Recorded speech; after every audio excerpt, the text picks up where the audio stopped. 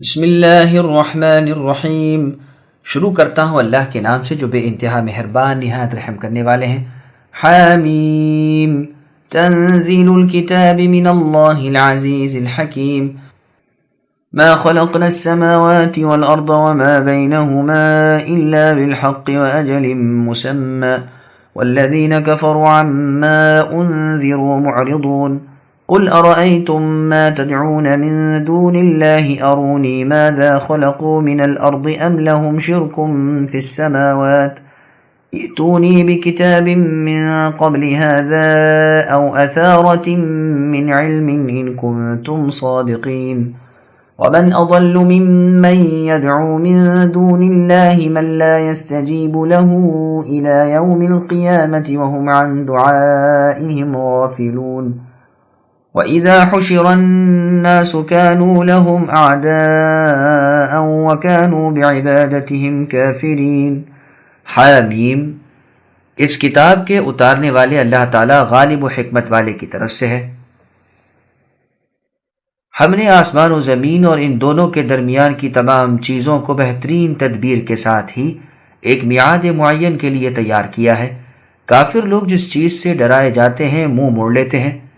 اے نبی، آپ کہہ دیجئے بھلا دیکھو تو جنہیں تم اللہ کے سوا پکارتے ہو مجھے بھی تو دکھاؤ کہ انہوں نے زمین کا کون سا ٹکڑا بنایا ہے یا آسمانوں میں ان کا کون سا حصہ ہے۔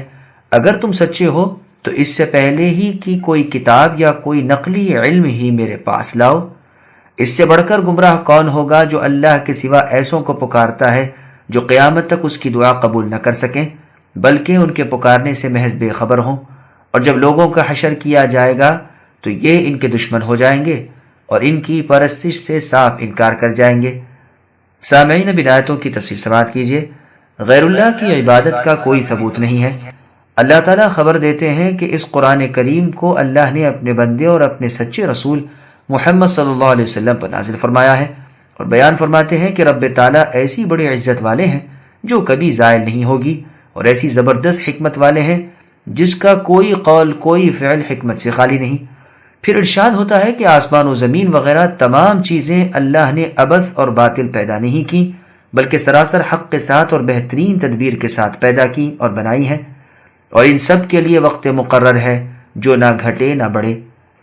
اس رسول سے، اس کتاب سے اور رب تعالیٰ کے ڈراوے کی اور نشانیوں سے جو بد باطل لوگ بے پرواہی اور لاابالی کرتے ہیں انہیں عنقریب معلوم ہو جائے گا کہ انہوں نے کس قدر خود اپنا ہی نقصان کیا۔ پھر آگے اللہ فرماتے ہیں، ذرا ان مشرکین سے اے نبی پوچھئے تو صحیح کہ اللہ تعالیٰ کے سوا جن کے نام تم جیتے ہو، جنہیں تم پکارتے ہو اور جن کی عبادت کرتے ہو، ذرا مجھے بھی تو ان کی طاقت قدرت دکھاؤ۔ بتلاؤ تو زمین کے کس ٹکڑے کو خود انہوں نے بنایا ہے، یا ثابت تو کرو کہ آسمانوں میں ان کی شرکت کتنی ہے اور کہاں ہے۔ حقیقت یہ ہے کہ آسمان ہوں یا زمینیں ہوں یا اور چیزیں ہوں، ان سب کے پیدا کرنے والے صرف اللہ تعالیٰ ہی ہیں۔ بجز اللہ کے کسی کو ایک ذرے کا بھی اختیار نہیں۔ تمام ملک کے مالک اللہ تعالیٰ ہی ہیں، ہر چیز پر کامل تصرف اور قبضہ رکھنے والے اللہ ہی ہیں۔ تم اللہ کے سوا دوسروں کی عبادت کیوں کرتے ہو؟ کیوں اللہ کے سوا دوسروں کو اپنی مصیبتوں میں پکارتے ہو؟ تمہیں یہ تعلیم کس نے دی؟ کس نے یہ شرک تمہیں سکھایا؟ دراصل کسی بھلے اور سمجھدار شخص کی یہ تعلیم نہیں ہو سکتی، نہ اللہ تعالیٰ نے یہ تعلیم دی ہے۔ اگر تم اللہ کے سوا اوروں کی پوجا پر کوئی آسمانی دلیل رکھتے ہو تو اچھا اس کتاب کو تو جانے دو اور کوئی آسمانی صحیفہ ہی پیش کر دو۔ اچھا نہ صحیح اپنے اس مسلک پر کوئی اور دلیل علم ہی قائم کرو۔ لیکن یہ تو جب ہو سکتا ہے کہ تمہارا یہ فعل صحیح بھی ہو، اس باطل فعل پر نہ تو تم کوئی نقلی دلیل پیش کر سکتے ہو نہ عقلی۔ ایک قرات میں او اثرت من علم ہے، یعنی کوئی صحیح علم کی نقل اگلوں سے ہی پیش کرو۔ مجاہد رحمہ اللہ فرماتے ہیں مطلب یہ ہے کہ کسی کو پیش کرو جو علم کی نقل کرے۔ ابن عباس رضی اللہ عنہما فرماتے ہیں اس امر کی کوئی بھی دلیل لے آؤ۔ مسند احمد میں ہے، اس سے مراد علمی تحریر ہے۔ راوی کہتے ہیں میرا تو خیال ہے کہ یہ حدیث مرفوع ہے۔ ابو بکر ابن عیاش رحمہ اللہ فرماتے ہیں مراد بقیہ علم ہے۔ حسن بصری رحمہ اللہ فرماتے ہیں کسی مخفی دلیل کو ہی پیش کر دو، اور ان بزرگوں سے یہ بھی منقول ہے کہ مراد اس سے اگلی تحریریں ہیں۔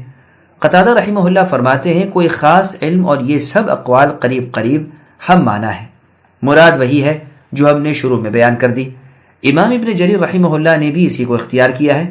پھر آگے اللہ فرماتے ہیں، اس سے بڑھ کر کوئی راہ گم کردہ نہیں جو اللہ تعالیٰ کو چھوڑ کر بتوں کو اور قبر میں مدفون اولیاء اللہ کو یا نبیوں کو یا فرشتوں وغیرہ کو پکارے اور ان سب سے حاجتیں طلب کرے، جن حاجتوں کے برلانے کی ان میں طاقت ہی نہیں، بلکہ وہ تو اس سے بھی بے خبر ہیں کہ کوئی انہیں پکار رہا ہے۔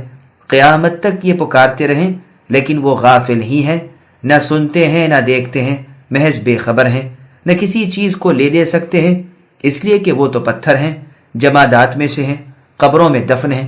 قیامت کے دن جب سب لوگ اکٹھا کیے جائیں گے تو یہ معبودان باطل اپنے عابدوں کے دشمن بن جائیں گے، اور اس بات سے کہ یہ لوگ ان کی پوجا کرتے تھے صاف انکار کر جائیں گے، جیسا کہ اللہ تعالیٰ نے سورہ مریم کی آیت نمبر 18 میں فرمایا، وَاتَّخَذُوا مِن دُونِ اللَّهِ آلِهَةً، یعنی ان لوگوں نے اللہ کے سوا اور معبود بنا رکھے ہیں تاکہ وہ ان کی عزت کا باعث بنے۔ واقعہ ایسا نہیں، بلکہ وہ تو ان کی عبادت کا انکار کر جائیں گے اور ان کے پورے مخالف ہو جائیں گے، یعنی جبکہ یہ ان کے پورے محتاج ہوں گے اس وقت وہ ان سے منہ پھیر لیں گے۔ خلیل اللہ ابراہیم علیہ السلام نے اپنی امت سے فرمایا تھا، سورہ عنکبوت آیت نمبر 25، انما اتخذتم من دون اللہ اوثانا الآیہ، یعنی اے میری قوم، تم نے اللہ کے سوا بتوں سے جو تعلقات دنیا میں قائم کر لیے ہیں، اس کا نتیجہ قیامت کے دن دیکھ لو گے جبکہ تم ایک دوسرے سے انکار کر جاؤ گے، اور تمہاری جگہ جہنم مقرر اور متعین ہو جائے گی، اور تم اپنا مددگار کسی کو نہ پاؤ گے۔ وَإِذَا تُتْلَى عَلَيْهِمْ آيَاتُنَا بَيِّنَاتٍ قَالَ الَّذِينَ كَفَرُوا لِلْحَقِّ لَمَّا جَاءَهُمْ هَذَا سِحْرٌ مُبِينٌ أَمْ يَقُولُونَ افْتَرَاهُ قُلْ إِنِ افْتَرَيْتُهُ فَلَا تَمْلِكُونَ لِي مِنَ اللَّهِ شَيْئًا هُوَ أَعْلَمُ بِمَا تُفِيضُونَ فِيهِ كَفَى بِهِ شَهِيدًا بَيْنِي وَبَيْنَكُمْ وَهُوَ الْغَفُورُ الرَّحِيمُ قل ما كنت بدعا من الرسل وما أدري ما يفعل بي ولا بكم إن أتبع إلا ما يوحى إلي وما أنا إلا نذير مبين۔ انہیں جب ہماری واضح آیتیں پڑھ کر سنائی جاتی ہیں تو منکر لوگ سچی بات کو جبکہ ان کے پاس آ چکی کہہ دیتے ہیں کہ یہ تو کھلا جادو ہے، بلکہ کہہ دیتے ہیں کہ اسے تو اس نے خود بنا لیا ہے۔ اے نبی آپ کہہ دیجئے اگر میں ہی اسے بنا لایا ہوں تو تم میرے لیے اللہ کی طرف سے کسی چیز کا اختیار نہیں رکھتے۔ تم اس قرآن کے بارے میں جو کچھ کہہ سن رہے ہو اسے اللہ تعالیٰ خوب جانتے ہیں۔ میرے اور تمہارے درمیان اظہار حق کرنے والے وہی کافی ہیں اور وہ بخشش کرنے والے مہربان ہیں۔ آپ کہہ دیجئے کہ میں کوئی بالکل نیا پیغمبر تو نہیں، نہ مجھے یہ معلوم ہے کہ میرے ساتھ اور تمہارے ساتھ کیا کیا جائے گا، میں تو صرف اسی کی پیروی کرتا ہوں جو میری طرف وحی بھیجی جاتی ہے، اور میں تو صرف علی الاعلان آگاہ کر دینے والا ہوں۔ سامعین اب ان آیتوں کی تفسیر سماعت کیجیے۔ فرمان رسول صلی اللہ علیہ وسلم، مجھے نہیں معلوم کہ میرے ساتھ کیا کیا جائے گا۔ مشرکوں کی سرکشی اور ان کا کفر بیان ہو رہا ہے کہ جب انہیں اللہ تعالیٰ کی ظاہر و باہر واضح اور صاف آیتیں سنائی جاتی ہیں تو یہ کہہ دیتے ہیں کہ یہ تو صریح جادو ہے۔ تکذیب و افتراء، ضلالت و کفر گویا ان کا شیوا ہو گیا ہے۔ جادو کہہ کر ہی بس نہیں کرتے بلکہ یوں بھی کہتے ہیں کہ اسے تو خود محمد صلی اللہ علیہ وسلم نے گھڑ لیا ہے۔ پس نبی کی زبانی اللہ تعالیٰ خوب جواب دلواتے ہیں کہ اگر میں نے ہی اس قرآن کو بنوا لیا ہے اور میں اس کا سچا نبی نہیں تو یقیناً اللہ تعالیٰ مجھے میرے اس جھوٹ اور بہتان پر سخت تر عذاب کریں گے، اور پھر تم تو کیا سارے جہان میں کوئی ایسا نہیں جو مجھے اللہ کے عذابوں سے چھڑا سکے، جیسے کہ اللہ تعالیٰ نے سورہ جن کی آیت نمبر 22 میں فرمایا، قل انی لن یجیرنی من اللہ احد الآیہ، یعنی اے نبی آپ کہہ دیجئے کہ مجھے اللہ کے ہاتھ سے کوئی نہیں بچا سکتا اور نہ اللہ کے سوا مجھے سرکنے کی جگہ مل سکے گی، لیکن میں اللہ تعالیٰ کی تبلیغ اور اللہ کی رسالت کو بجا لاتا ہوں۔ اور سورہ حاقہ کی آیت نمبر 44 میں فرمایا، وَلَوْ تَقَوَّلَ عَلَيْنَا بَعْضَ الْأَقَاوِيلِ الْآيَاتِ، یعنی اگر یہ یعنی ہمارے نبی محمد صلی اللہ علیہ وسلم ہم پر کوئی بات اپنی طرف سے بنا لیتے تو ہم ان کا داہنا ہاتھ پکڑ کر ان کی رگ گردن کاٹ ڈالتے اور تم میں سے کوئی بھی انہیں نہ بچا سکتا۔ پھر کفار کو اللہ تعالیٰ دھمکا رہے ہیں کہ تمہاری گفتگو کا پورا علم والے اللہ تعالیٰ کو بخوبی ہے، وہی میرے اور تمہارے درمیان اے لوگوں فیصلہ کریں گے۔ اس دھمکی کے بعد انہیں توبہ اور انابت کی رغبت دلائی جا رہی ہے اور فرماتے ہیں وہ اللہ تعالیٰ بخشنے والے اور مہربان ہیں، اگر تم اللہ کی طرف رجوع کرو، اپنے کرتوت سے باز آؤ تو وہ بھی تمہیں بخش دیں گے اور تم پر رحم کریں گے۔ سورہ فرقان کی آیت نمبر 5 میں بھی اسی مضمون کی آیت ہے۔ فرمان ہے وَقَالُوا أَسَاطِيرُ الْأَوَّلِينَ اكْتَتَبَهَا، یعنی یہ کہتے ہیں کہ یہ اگلوں کی کہانیاں ہیں جنہیں انہوں نے یعنی محمد نے لکھ لیا ہے اور صبح شام لکھائی جا رہی ہیں۔ اے نبی آپ کہہ دیجئے اسے اس اللہ تعالیٰ نے اتارا ہے جو ہر پوشیدگی کو جانتے ہیں، خواہ آسمانوں میں ہو خواہ زمین میں ہو، وہ اللہ تعالیٰ بخشنے والے اور مہربان ہیں۔ پھر ارشاد ہوتا ہے کہ دنیا میں کوئی پہلا نبی تو نہیں، مجھ سے پہلے بھی تو دنیا میں لوگوں کی طرف رسول آتے رہے، پھر میرے آنے سے تمہیں اس قدر اچنبا کیوں ہوا؟ مجھے تو یہ بھی نہیں معلوم کہ میرے ساتھ اور تمہارے ساتھ کیا کیا جائے گا۔ بقول ابن عباس رضی اللہ عنہما اس آیت کے بعد آیت لیغفر لک اللہ اتری ہے، جیسا کہ تفسیر ابن جریر طبری میں ہے۔ اسی طرح عکرمہ، حسن بصری، قتادہ رحمہم اللہ بھی اسے منسوخ بتلاتے ہیں۔ یہ بھی مروی ہے کہ جب آیت بخشش اتری جس میں فرمایا گیا تاکہ اللہ تعالیٰ آپ کے اے نبی اگلے پچھلے گناہ بخشے، تو ایک صحابی نے کہا اللہ کے رسول، یہ تو اللہ نے بیان فرما دیا کہ وہ آپ کے ساتھ کیا کرنے والے ہیں، پس وہ ہمارے ساتھ کیا کرنے والے ہیں؟ اس پر سورہ فتح کی آیت نمبر 5 لیدخل المؤمنین والمؤمنات جنات تجری من تحتها الانہار اتری، یعنی تاکہ اللہ تعالیٰ مؤمن مردوں اور مؤمن عورتوں کو ایسی جنتوں میں داخل کرے جن کے نیچے نہریں بہتی ہیں۔ صحیح بخاری کی حدیث سے بھی یہ تو ثابت ہے کہ مؤمنوں نے کہا اللہ کے رسول آپ کو مبارک ہو، فرمائیے ہمارے لیے کیا ہے؟ اس پر اللہ تعالیٰ نے یہ آیت اتاری۔ ضحاک رحمہ اللہ اس آیت کی تفسیر میں فرماتے ہیں کہ مطلب یہ ہے کہ مجھے نہیں معلوم کہ میں کیا حکم دیا جاؤں اور کس چیز سے روک دیا جاؤں۔ امام حسن بصری رحمہ اللہ کا قول ہے کہ اس آیت سے مراد یہ ہے کہ آخرت کا انجام تو مجھے قطعاً معلوم ہے کہ میں جنت میں جاؤں گا، ہاں دنیاوی حال معلوم نہیں کہ اگلے بعض انبیاء کی طرح قتل کیا جاؤں یا اپنی زندگی کے دن پورے کر کے اللہ تعالیٰ کے ہاں جاؤں۔ اور اسی طرح میں نہیں کہہ سکتا کہ تمہیں دھسا دیا جائے یا تم پر پتھر برسائے جائیں۔ امام ابن جریر رحمہ اللہ اسی کو معتبر کہتے ہیں اور فی الواقع ہے بھی یہ ٹھیک۔ رسول اللہ بالیقین جانتے تھے کہ آپ اور آپ کے پیرو جنت میں ہی جائیں گے، اور دنیا کی حالت کے انجام سے آپ بے خبر تھے کہ انجام کار آپ کا اور آپ کے مخالفین قریش کا کیا حال ہوگا۔ آیا وہ ایمان لائیں گے یا کفر پر ہی رہیں گے اور عذاب کیے جائیں گے یا بالکل ہی ہلاک کر دیے جائیں گے؟ لیکن جو حدیث مسند احمد میں ہے، ام العلا انصاریہ رضی اللہ عنہ فرماتی ہیں جنہوں نے رسول صلی اللہ علیہ وسلم سے بیعت کی تھی کہ جس وقت مہاجرین بذریعہ قرآ اندازی انصاریوں میں تقسیم ہو رہے تھے، اس وقت ہمارے حصے میں عثمان ابن مذعون رضی اللہ عنہ آئے، آپ ہمارے ہاں بیمار ہوئے اور فوت بھی ہو گئے۔ جب ہم آپ کو کفن پہنا چکے اور رسول اللہ بھی تشریف لا چکے تو میرے منہ سے نکل گیا اے ابو صائب، یہ عثمان بن مذعون کی کنیت ہے، اللہ آپ پر رحم کرے، میری آپ پر گواہی ہے کہ اللہ تعالیٰ نے یقیناً آپ کا اکرام ہی کریں گے۔ اس پر رسول اللہ صلی اللہ علیہ وسلم نے فرمایا تمہیں اے ام العلا کیسے معلوم ہو گیا کہ اللہ تعالیٰ یقیناً ان کا اکرام ہی کریں گے؟ میں نے کہا اے اللہ کے رسول، میرے ماں باپ آپ پر فدا ہوں، مجھے کچھ معلوم نہیں۔ پس رسول اللہ نے فرمایا سنو، ان کے پاس تو ان کے رب کی طرف کا یقین آ پہنچا، یعنی یہ مر چکے، اور مجھے ان کے لیے بھلائی اور خیر کی امید ہے۔ قسم ہے اللہ کی، باوجود رسول اللہ صلی اللہ علیہ وسلم ہونے کے میں نہیں جانتا کہ میرے ساتھ کیا کیا جائے گا۔ اس پر میں نے کہا اللہ تعالیٰ کی قسم، اب اس کے بعد میں کسی کی براءت نہیں کروں گی، اور مجھے اس کا بڑا صدمہ ہوا، لیکن میں نے خواب میں دیکھا کہ عثمان بن مظعون رضی اللہ عنہ کی ایک نہر بہہ رہی ہے۔ میں نے رسول اللہ صلی اللہ علیہ وسلم سے اس کا ذکر کیا تو آپ نے فرمایا یہ ان کے اعمال ہیں۔ یہ حدیث بخاری میں ہے، مسلم میں نہیں، اور اس کی ایک سند میں ہے۔ میں نہیں جانتا باوجود یہ کہ میں اللہ کا رسول ہوں کہ ان کے ساتھ کیا کیا جائے گا۔ دل کو تو کچھ ایسی لگتی ہے کہ یہی الفاظ موقع کے لحاظ سے ٹھیک ہیں، کیونکہ اس کے بعد ہی یہ جملہ ہے کہ مجھے اس بات سے بڑا صدمہ ہوا۔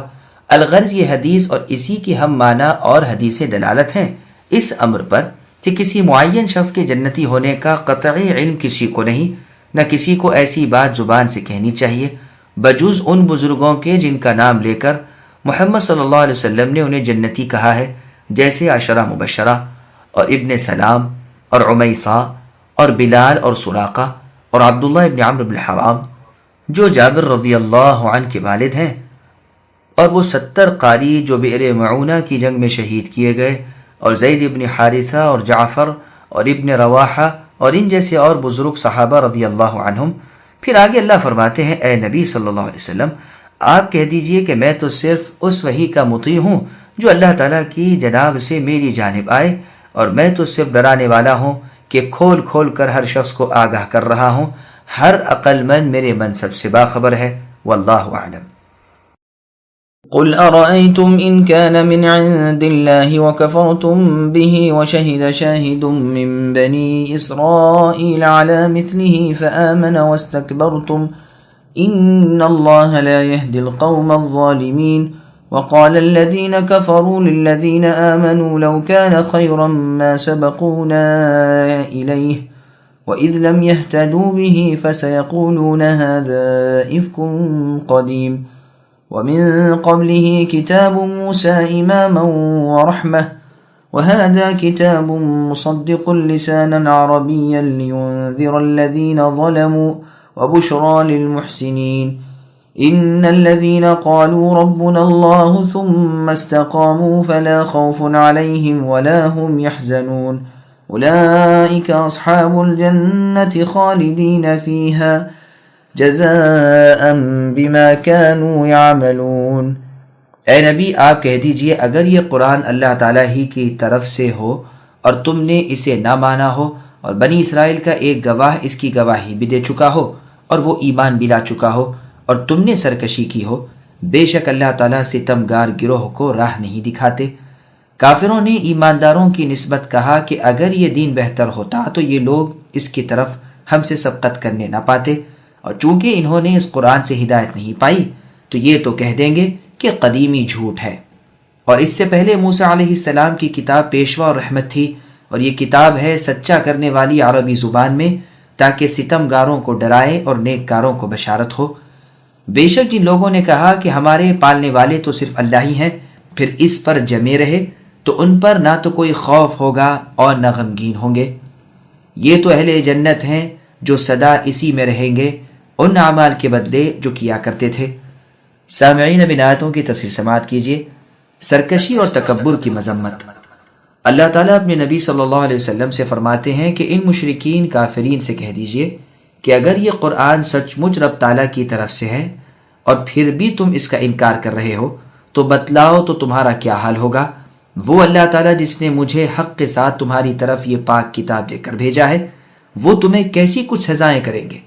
تم اس کا انکار کرتے ہو، اسے جھوٹا بتلاتے ہو، حالانکہ اس کی سچائی اور صحت کی شہادت وہ کتابیں بھی دے رہی ہیں جو اس سے پہلے وقتاً فوقتاً اگلے انبیاء پر نازل ہوتی رہیں۔ اور بنی اسرائیل کے جس شخص نے اس کی سچائی کی گواہی دی، اس نے حقیقت کو پہچان کر اسے مانا اور اس پر ایمان لایا، لیکن تم نے اس کی اتباع سے جی چرایا اور تکبر کیا۔ یہ بھی مطلب بیان کیا گیا ہے کہ اس شاہد نے اپنے نبی پر اور اس کتاب پر یقین کر لیا، لیکن تم نے اپنے نبی اور اپنی کتاب کے ساتھ کفر کیا۔ اللہ تعالیٰ ظالم گروہ کو ہدایت نہیں کرتے۔ شاہدون کا لفظ اس میں جنس ہے، اور یہ اپنے عام معنی کے لحاظ سے عبداللہ بن سلام رضی اللہ عنہ وغیرہ سب کو شامل ہے۔ یہ یاد رہے یہ آیت مکی ہے اور عبداللہ بن سلام رضی اللہ عنہ کے اسلام سے پہلے کی ہے۔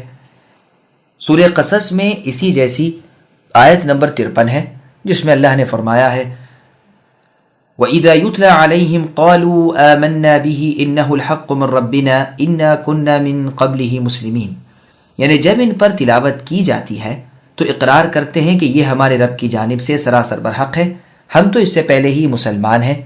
اور سورہ بنی اسرائیل کی آیت نمبر 7 میں اللہ نے فرمایا إِنَّ الَّذِينَ أُوتُوا الْعِلْمَ مِنْ قَبْلِهِ الْآيَةِ، یعنی جن لوگوں کو اس سے پہلے علم عطا فرمایا گیا ہے ان پر جب تلاوت کی جاتی ہے تو وہ بلا پس و پیش سجدے میں گر پڑتے ہیں اور زبان سے کہتے ہیں ہمارے رب اللہ تعالیٰ تو پاک ہیں، اللہ کے وعدے یقیناً سچے اور ہو کر رہنے والے ہیں۔ مسروق اور شعبی رحمہم اللہ فرماتے ہیں یہاں اس آیت سے مراد عبداللہ بن سلام رضی اللہ عنہ نہیں، اس لیے کہ آیت مکی میں اتری اور عبداللہ بن سلام رضی اللہ عنہ مدینے کی ہجرت کے بعد اسلام قبول کرتے ہیں۔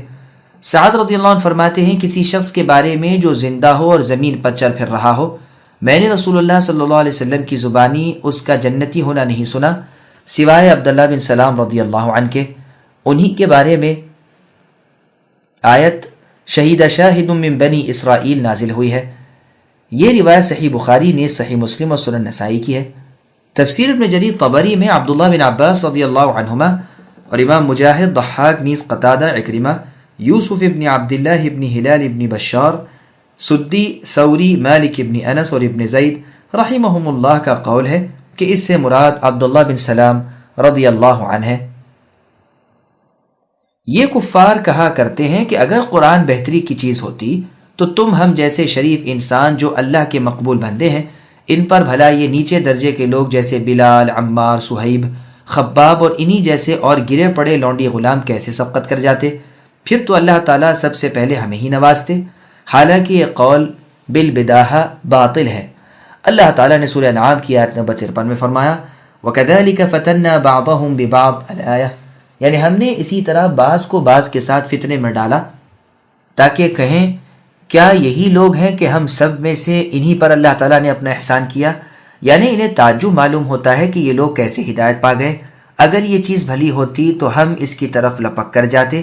بس یہ خیال ان کا تو خام تھا، لیکن اتنی بات یقینی ہے کہ نیک سمجھ والے، سلامت روی والے ہمیشہ بھلائی کی طرف سبقت کرتے ہیں. اسی لیے اہل السنہ والجماعہ اہل الحدیث کا عقیدہ ہے کہ جو قول و فعل صحابہ رسول سے ثابت نہ ہو وہ بدعت ہے.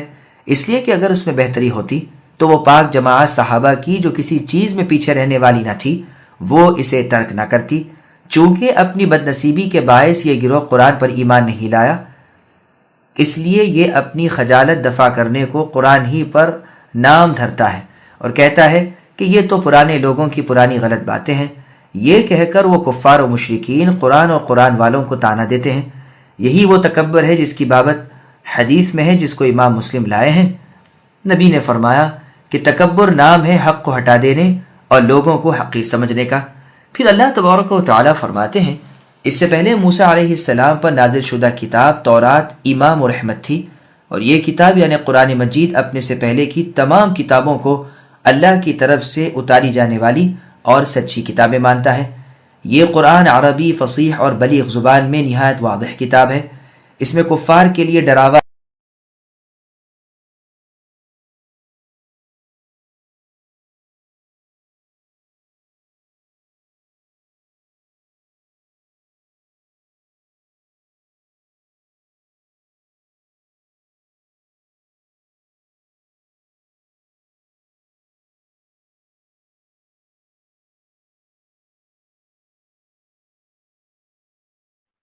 ووصينا الإنسان بوالديه إحسانا حملته أمه كرها ووضعته كرها وحمله وفصاله 30 شهرا حتى إذا بلغ أشده وبلغ 40 سنة قال رب أوزعني أن أشكر نعمتك التي أنعمت علي وعلى والدي وأن أعمل صالحا ترضاه وأصلح لي في ذريتي إني تبت إليك وإني من المسلمين أولئك الذين نتقبل عنهم أحسن ما عملوا ونتجاوز عن سيئاتهم في أصحاب الجنة وعد الصدق الذي كانوا يوعدون. اور ہم نے انسان کو اپنے ماں باپ کے ساتھ سلوک کرنے کا حکم دیا ہے. اس کی ماں نے اسے تکلیف جھیل کر پیٹ میں رکھا اور تکلیف برداشت کر کے اسے جنا. اس کے حمل کا اور اس کے دودھ چھڑانے کا زمانہ 30 مہینے کا ہے، یہاں تک کہ جب وہ اپنی کمال قوت کے زمانے کو اور 40 سال کی عمر کو پہنچا تو کہنے لگا اے میرے پروردگار، مجھے توفیق دیجئے کہ میں آپ کی اس نعمت کا شکر بجا لاؤں جو آپ نے مجھ پر اور میرے ماں باپ پر انعام کی ہے، اور یہ کہ میں ایسے نیک کام کروں جن سے آپ خوش ہو جائیں، اور آپ میری اولاد میں بھی صلاحیت پیدا کیجئے. میں آپ کی طرف رجوع کرتا ہوں اور میں مسلمانوں میں سے ہوں. یہی وہ لوگ ہیں کہ جن کے نیک اعمال تو ہم قبول فرما لیتے ہیں اور جن کے بد اعمال سے درگزر کر لیتے ہیں. جنتی لوگوں میں ہیں مطابق اس سچے وعدے کے جو ان سے کیا جاتا تھا. سامعین اب ان آیتوں کی تفسیر سماعت کیجیے. کم از کم مدت حمل 6 ماہ ہو سکتی ہے. اس سے پہلے چونکہ رب تعالیٰ کی توحید کا اور اللہ کی عبادت کے اخلاص کا اور اس پر استقامت کرنے کا حکم ہوا تھا، اس لیے یہاں ماں باپ کے حقوق کی بجاوری کا حکم ہو رہا ہے۔ اسی مضمون کی اور بھی بہت سی آیتیں قرآن پاک میں موجود ہیں، جیسے اللہ نے سورہ بنی اسرائیل کی آیت نمبر 23 میں فرمایا وَقَضَى رَبُّكَ أَلَّا تَعْبُدُوا إِلَّا إِيَّاهُ وَبِالْوَالِدَيْنِ إِحْسَانًا، یعنی اے نبی آپ کے رب نے یہ فیصلہ کر دیا ہے کہ تم سب اللہ کے سوا کسی اور کی عبادت نہ کرو اور ماں باپ کے ساتھ احسان کرو۔ اور سورہ لقمان کی آیت نمبر 14 میں فرمایا أَنِ اشْكُرْ لِي وَلِوَالِدَيْكَ إِلَيَّ الْمَصِيرُ، کہ تو اے انسان میرا شکر کر اور اپنے والدین کا، لوٹنا تو میری ہی طرف ہے۔ اور بھی اس مضمون کی بہت سی آیتیں ہیں، بس یہاں ارشاد ہوتا ہے کہ ہم نے انسان کو حکم کیا ہے کہ ماں باپ کے ساتھ احسان کرو، ان سے بتواضع پیش آؤ۔ مسند ابو داؤد طیالسی اور صحیح مسلم میں ہے کہ سعد رضی اللہ عنہ کی مشرکہ والدہ نے سعد رضی اللہ عنہ سے کہا کہ کیا ماں باپ کی اطاعت کا اللہ تعالیٰ حکم نہیں دیتے؟ سن، میں نہ کھاؤں گی نہ پیوں گی جب تک کہ تو اللہ کے ساتھ کفر نہ کرے۔ سعد رضی اللہ عنہ کے انکار پر اس نے یہی کیا کہ کھانا پینا سب چھوڑ دیا، یہاں تک کہ لکڑی سے اس کا منہ کھول کر جبراً پانی وغیرہ چھوا دیتے تھے۔ اس پر یہ آیت اتری۔ یہ حدیث مسلم وغیرہ میں بھی ہے۔ انسان کو چاہیے کہ پھر دیکھے کہ اس کی ماں نے حالت حمل میں کیسی تکلیفیں برداشت کی ہیں، اسی طرح بچہ ہونے کے وقت کیسی کیسی مصیبتوں کا وہ شکار بنی ہے۔ چنانچہ علی رضی اللہ عنہ نے اس آیت سے اور اس کے ساتھ سورہ لقمان کی آیت وَفِصَالُهُ فِي عَامَيْن اور اللہ عز و جل کے سورہ بقرہ کی آیت نمبر 233 میں اس ارشاد وَالْوَالِدَاتُ يُرْضِعْنَ أَوْلَادَهُنَّ حَوْلَيْنِ كَامِلَيْنِ لِمَنْ أَرَادَ أَنْ يُتِمَّ الرَّضَاعَةَ، یعنی مائیں اپنے بچوں کو 2 سال کامل دودھ پلائیں، ان کے لیے جو دودھ پلانے کی مدت پوری کرنا چاہیں۔ ملا کر استدلال کیا ہے کہ حمل کی کم سے کم مدت 6 ماہ ہے۔ یہ استدلال بہت قوی اور بالکل صحیح ہے۔ عثمان رضی اللہ عنہ، صحابہ کرام رضی اللہ عنہم کی جماعت نے بھی اسی کی تائید کی ہے۔ معمر ابن عبداللہ جوہنی رحمہ اللہ فرماتے ہیں کہ ہمارے قبیلے کے ایک شخص نے جوہینہ کی ایک عورت سے نکاح کیا، 6 مہینے پورے ہوتے ہی اسے بچہ تولد ہوا۔ اس کے خاوند نے عثمان رضی اللہ عنہ سے ذکر کیا، آپ نے اس عورت کے پاس آدمی بھیجا، وہ تیار ہو کر آنے لگی تو ان کی بہن نے گریہ وزاری شروع کر دی۔ اس پر بیوی صاحبہ نے اپنی بہن کو تسکین دی اور فرمایا کیوں روتی ہو؟ اللہ تعالیٰ کی قسم، مخلوق خالق میں سے کسی سے میں نہیں ملی، میں نے کبھی کوئی برا فعل نہیں کیا، تو دیکھو کہ اللہ تعالیٰ کا فیصلہ میرے بارے میں کیا ہوتا ہے۔ جب عثمان رضی اللہ عنہ کے پاس یہ آئیں تو آپ نے انہیں رجم کرنے کا حکم دیا۔ جب علی رضی اللہ عنہ کو یہ بات معلوم ہوئی تو آپ نے خلیفۃ المسلمین عثمان رضی اللہ عنہ سے دریافت کیا کہ یہ آپ کیا کر رہے ہیں؟ عثمان رضی اللہ عنہ نے جواب دیا کہ اس عورت کو نکاح کے 6 مہینے کے بعد بچہ ہوا ہے، جو ناممکن ہے۔ یہ سن کر علی مرتضی رضی اللہ عنہ نے فرمایا کیا آپ نے قرآن نہیں پڑھا؟ فرمایا ہاں پڑھا ہے۔ فرمایا کیا یہ آیت نہیں پڑھی وَحَمْلُهُ وَفِصَالُهُ 30 شَهْرًا، اور ساتھ ہی یہ آیت بھی حولین کاملین، پس مدت حمل اور مدت دودھ پلائی دونوں کے مل کر 30 مہینے، اور اس میں سے جب دودھ پلائی کی کامل مدت 2 سال کے 24 مہینے وضع کر دیے جائیں تو باقی 6 مہینے رہ جاتے ہیں۔ تو قرآن کریم سے معلوم ہوا کہ حمل کی کم از کم مدت 6 ماہ ہے، اور اس بیوی صاحبہ کو بھی اتنی ہی مدت میں بچہ پیدا ہوا ہے۔ پھر اس پر زنا کا الزام کیسے قائم کر رہے ہیں؟ عثمان رضی اللہ عنہ نے فرمایا اللہ کی قسم یہ بات بہت ٹھیک ہے، افسوس میرا خیال ہی اس طرف نہیں گیا، جاؤ اس عورت کو لے آؤ۔ پس لوگوں نے اس عورت کو اس حال پر پایا کہ اس سے فراغت حاصل ہو چکی تھی، یعنی اس پر رجم کی حد نافذ ہو چکی تھی۔ معمر رحمہ اللہ فرماتے ہیں واللہ ایک کوا دوسرے کوے سے اور ایک انڈا دوسرے انڈے سے بھی اتنا مشابہ نہیں ہوتا جتنا اس عورت کا یہ بچہ اپنے باپ سے مشابہ تھا۔ خود اس کے والد نے بھی اسے دیکھ کر کہا اللہ تعالیٰ کی قسم اس بچے کے بارے میں مجھے اب کوئی شک نہیں رہا، اور اسے اللہ تعالیٰ نے ایک ناسور کے ساتھ مبتلا کیا جو اس کے چہرے پر تھا، وہی اسے گھلاتا رہا یہاں تک کہ وہ مر گیا۔ یہ روایت ابن ابی حاتم کی ہے۔ یہ روایت دوسری سند سے فَأَنَا أَوَّلُ الْعَابِدِينَ کی تفسیر میں ہم نے وارد کی ہے۔ ابن عباس رضی اللہ عنہ فرماتے ہیں جب کسی عورت کو 9 مہینے میں بچہ ہو تو اس کی دودھ پلائی کی مدت 21 ماہ کافی ہیں، اور جب 7 مہینے میں ہو تو مدت رضاعت 23 ماہ، اور جب 6 ماہ میں بچہ پیدا ہو جائے تو مدت رضاعت 2 سال کامل، اس لیے کہ اللہ عز و جل کا فرمان ہے کہ حمل اور دودھ چھڑانے کی مدت 30 مہینے ہیں۔ جب وہ اپنی پوری قوت کے زمانے کو پہنچا، یعنی قوی ہو گیا، جوانی کی عمر میں پہنچ گیا، مردوں کی گنتی میں آیا اور 40 سال کا ہوا، عقل پوری آئی، فہم کمال کو پہنچا، حلم اور بردباری آ گئی، یہ کہا جاتا ہے کہ 40 سال کی عمر میں جو حالت اس کی ہوتی ہے، یعنی انسان کی، عموماً پھر باقی عمر وہی حالت رہتی ہے۔ مسروق رحمہ اللہ سے پوچھا گیا کہ انسان کب اپنے گناہوں پر پکڑا جاتا ہے، تو فرمایا جب تو 40 سال کا ہو جائے تو اپنا بچاؤ مہیا کر لے۔ بنو امیہ کے دمشقی گورنر حجاج ابن عبداللہ حلیمی فرماتے ہیں کہ 40 سال کی عمر تو میں نے نافرمانیاں اور گناہوں کو لوگوں کی شرم و حیا سے چھوڑا تھا۔ اس کے بعد گناہوں کے چھوڑنے کا باعث خود اللہ تعالیٰ کی ذات سے حیا تھی۔ عرب شاعر کہتا ہے صبا ما صبا حتى على الشيب رأسه فلما علاه قال للباطل ابطلی، یعنی بچپن میں ناسمجھی کی حالت میں تو جو کچھ ہو گیا، لیکن جس وقت بڑھاپے نے منہ دکھایا تو سر کی سفیدی نے خود ہی برائیوں سے کہہ دیا کہ اب تم کوچ کر جاؤ۔ پھر اس کی دعا کا بیان ہو رہا ہے کہ اس نے کہا میرے پروردگار، میرے دل میں ڈال دیجئے کہ میں آپ کی نعمت کا شکر کروں جو آپ نے مجھ پر اور میرے ماں باپ پر انعام فرمائی، اور میں وہ اعمال کروں جن سے آپ مستقبل میں خوش ہو جائیں، اور میری اولاد میں میرے لیے اصلاح کر دیجئے، یعنی میری نسل اور میرے پیچھے والوں میں آپ کی طرف رجوع کرتا ہوں، اور میرا اقرار ہے کہ میں فرما برداروں میں ہوں۔ اس میں ارشاد ہے کہ 40 سال کی عمر کو پہنچ کر انسان کو پختہ دل سے اللہ کی طرف توبہ کرنی چاہیے اور نئے سرے سے اللہ تعالیٰ کی طرف رجوع و رغبت کر کے اس پر جم جانا چاہیے۔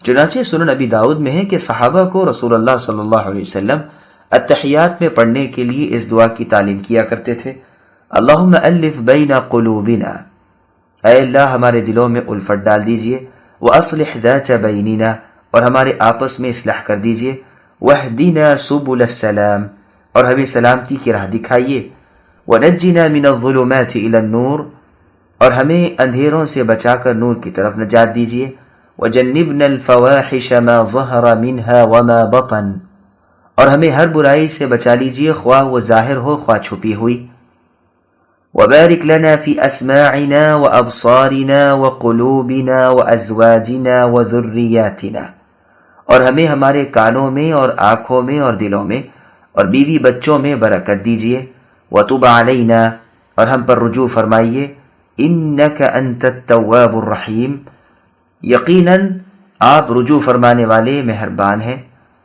وجعلنا شاکرین لنعمتک، اے اللہ ہمیں اپنی نعمتوں کا شکر گزار بنائیے، مثنین بها علیک، اور ان کے باعث اپنا ثنا خوان، قابلیها واتممها علینا، اور نعمتوں کا اقراری بنائیے اور اپنی بھرپور نعمت عطا فرمائیے۔ پھر آگے اللہ فرماتے ہیں کہ یہ جن کا بیان گزرا جو اللہ تعالیٰ کی طرف توبہ کرنے والے اور جو نیکیاں چھوٹ جائیں انہیں کثرت استغفار سے پا لینے والے ہی وہ ہیں جن کی اکثر لغزشیں ہم معاف فرما دیتے ہیں اور ان کے تھوڑے اعمال کے بدلے ہم انہیں جنتی بنا دیتے ہیں۔ ان کا یہی حکم ہے جیسے کہ وعدہ کیا اور فرمایا، یہ وہ سچا وعدہ ہے جو ان سے کیا جاتا تھا۔ ابن جریر میں ہے رسول اللہ بروایت روح الامین فرماتے ہیں، انسان کی نیکیاں اور بدیاں لائی جائیں گی اور ایک کو ایک کے بدلے میں کیا جائے گا، پس اگر ایک نیکی بھی بچ رہی تو اللہ تعالیٰ اسی کے عوض اسے جنت میں پہنچا دیں گے۔ راوی حدیث نے اپنے استاد سے پوچھا، اگر تمام نیکیاں ہی برائیوں کے بدلے میں چلی جائیں تو؟ آپ نے فرمایا، ان کی برائیوں سے اللہ رب العزت تجاوز فرما لیتے ہیں۔ دوسری سند میں بفرمان باری عز و جل مروی ہے۔ یہ حدیث غریب ہے اور اس کی سند بہت پختہ ہے۔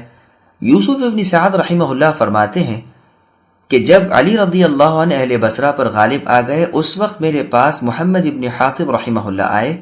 ایک دن مجھ سے فرمانے لگے، میں علی رضی اللہ عنہ کے پاس تھا اور اس وقت عمار، صعصعہ، اشتر، محمد ابن ابی بکر بھی تھے۔ بعض لوگوں نے عثمان رضی اللہ عنہ کا ذکر نکالا اور کچھ گستاخی کی۔ علی رضی اللہ عنہ اس وقت تخت پر بیٹھے ہوئے تھے، ہاتھ میں چھڑی تھی حاضرین مجلس میں سے کسی نے کہا کہ آپ کے سامنے تو آپ کی اس بحث کا صحیح محاکمہ کرنے والے موجود ہی ہیں۔ چنانچہ سب لوگوں نے علی رضی اللہ عنہ سے سوال کیا۔ اس پر آپ نے فرمایا، عثمان رضی اللہ عنہ ان لوگوں میں سے تھے جن کے بارے میں اللہ تعالیٰ نے فرمایا، اولئک الذین نتقبل عنہم احسن ما عملوا ونتجاوز عن سیئاتہم فی اصحاب الجنہ وعد الصدق الذی کان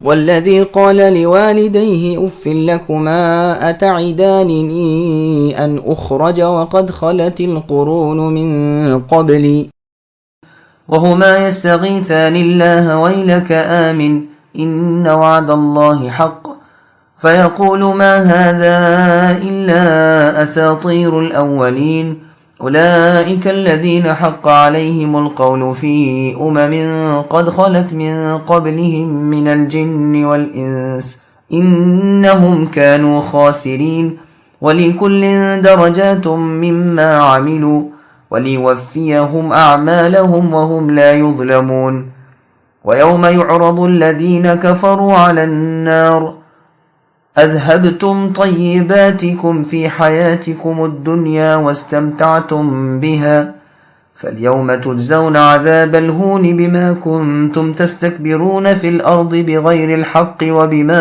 كنتم تفسقون۔ جس نے اپنے ماں باپ سے کہا کہ تم سے میں تنگ آ گیا، کیا تم مجھ سے یہی کہتے رہو گے کہ میں مرنے کے بعد پھر زندہ کیا جاؤں گا، باوجود یہ کہ مجھ سے پہلے بھی قرنوں گزر چکے ہیں۔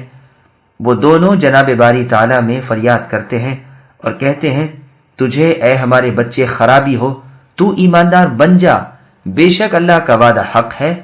وہ جواب دیتا ہے کہ یہ تو صرف اگلوں کے افسانے ہیں، یہ وہ لوگ ہیں جن پر اللہ کے عذاب کا وعدہ صادق آ گیا، من جملہ ان جنات اور انسانوں کے گروہ کے جو ان سے پہلے گزر چکے ہیں، جو یقیناً نقصان یافتہ تھے، اور ہر ایک کو اپنے اپنے اعمال کے مطابق درجے ملیں گے تاکہ انہیں ان کے اعمال کے پورے بدلے دیں اور ان پر ظلم نہ کیا جائے گا۔ اور جس دن کفار جہنم کے سرے پر لائے جائیں گے، کہا جائے گا، تم نے اپنی نیکیاں دنیا کی زندگی میں ہی برباد کر دیں اور ان سے فائدے اٹھا چکے، پس آج تمہیں ذلت کے عذابوں کی سزا دی جائے گی، اسی باعث کہ تم زمین میں ناحق تکبر کیا کرتے تھے، اور اس باعث بھی کہ تم عدول حکمی کیا کرتے تھے۔ سامعین، اب آیتوں کی تفصیل سماعت کیجیے۔ نافرمان اولاد کا والدین سے رویہ۔ چونکہ گزشتہ آیتوں میں ان لوگوں کا حال بیان ہوا تھا جو اپنے ماں باپ کے حق میں نیک دعائیں کرتے ہیں اور ان کی خدمتیں کرتے رہتے ہیں، اور ساتھ ہی ان کے اخروی درجات کا اور وہاں نجات پانے اور اپنے رب کی نعمتوں سے مالا مال ہونے کا ذکر ہوا تھا۔ اس لیے اس کے بعد ان بدبختوں کا بیان ہو رہا ہے جو اپنے ماں باپ کی نافرمان ہے، انہیں باتیں سناتے ہیں۔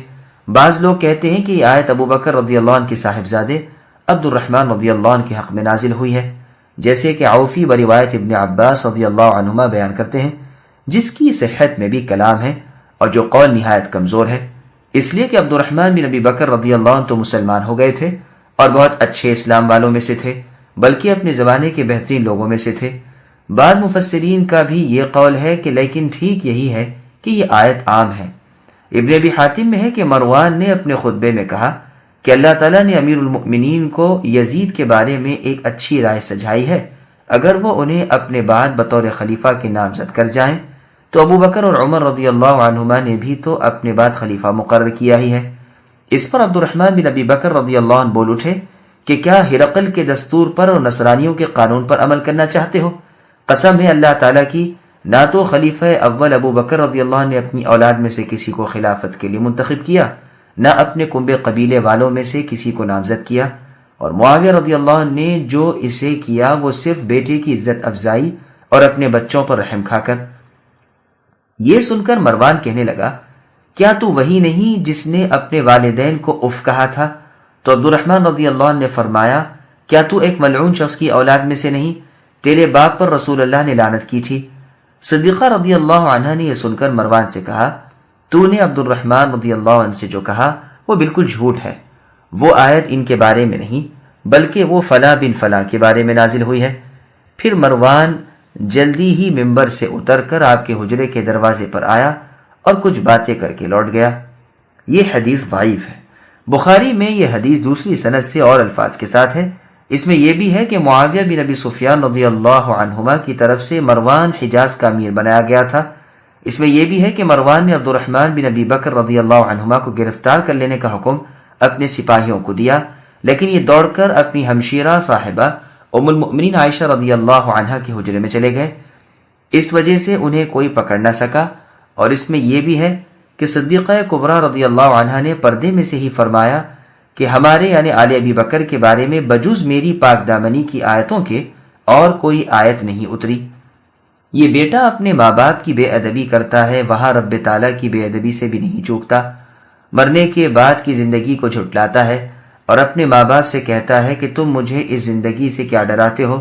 مجھ سے پہلے سینکڑوں زمانے گزر گئے، لاکھوں کروڑوں انسان مرے، میں نے تو کسی کو دوبارہ زندہ ہوتے نہیں دیکھا، ان میں سے ایک بھی تو لوٹ کر خبر دینے کے لیے نہیں آیا۔ ماں باپ بیچارے اس سے تنگ آ کر اللہ تعالیٰ کے حضور اس کی ہدایت چاہتے ہیں، اللہ کی بارگاہ میں اپنی فریاد پہنچاتے ہیں اور پھر اس سے کہتے ہیں کہ اے بد نصیب لڑکے، ابھی کچھ نہیں بگڑا، اب بھی مسلمان بن جا۔ لیکن یہ مغرور لڑکا پھر جواب دیتا ہے کہ جسے تم ماننے کو کہتے ہو میں تو اسے ایک دیرینہ قصے سے زیادہ وقات کی نظر سے نہیں دیکھ سکتا۔ اللہ عز و جل فرماتے ہیں کہ یہ لوگ اپنے جیسے گزشتہ جنات اور انسانوں کے زمرے میں داخل ہو گئے جنہوں نے اپنا نقصان بھی کیا اور اپنے والوں کو بھی برباد کیا۔ اللہ تعالیٰ کے فرمان میں یہاں لفظ اولئک ہے، حالانکہ اس سے پہلے لفظ والذی ہے۔ اس سے بھی ہماری تفسیر کی پوری تائید ہوتی ہے کہ مراد اس سے عام ہے، جو بھی ایسا ہو یعنی ماں باپ کا بے ادب اور قیامت کا منکر، اس کے لیے یہی حکم ہے۔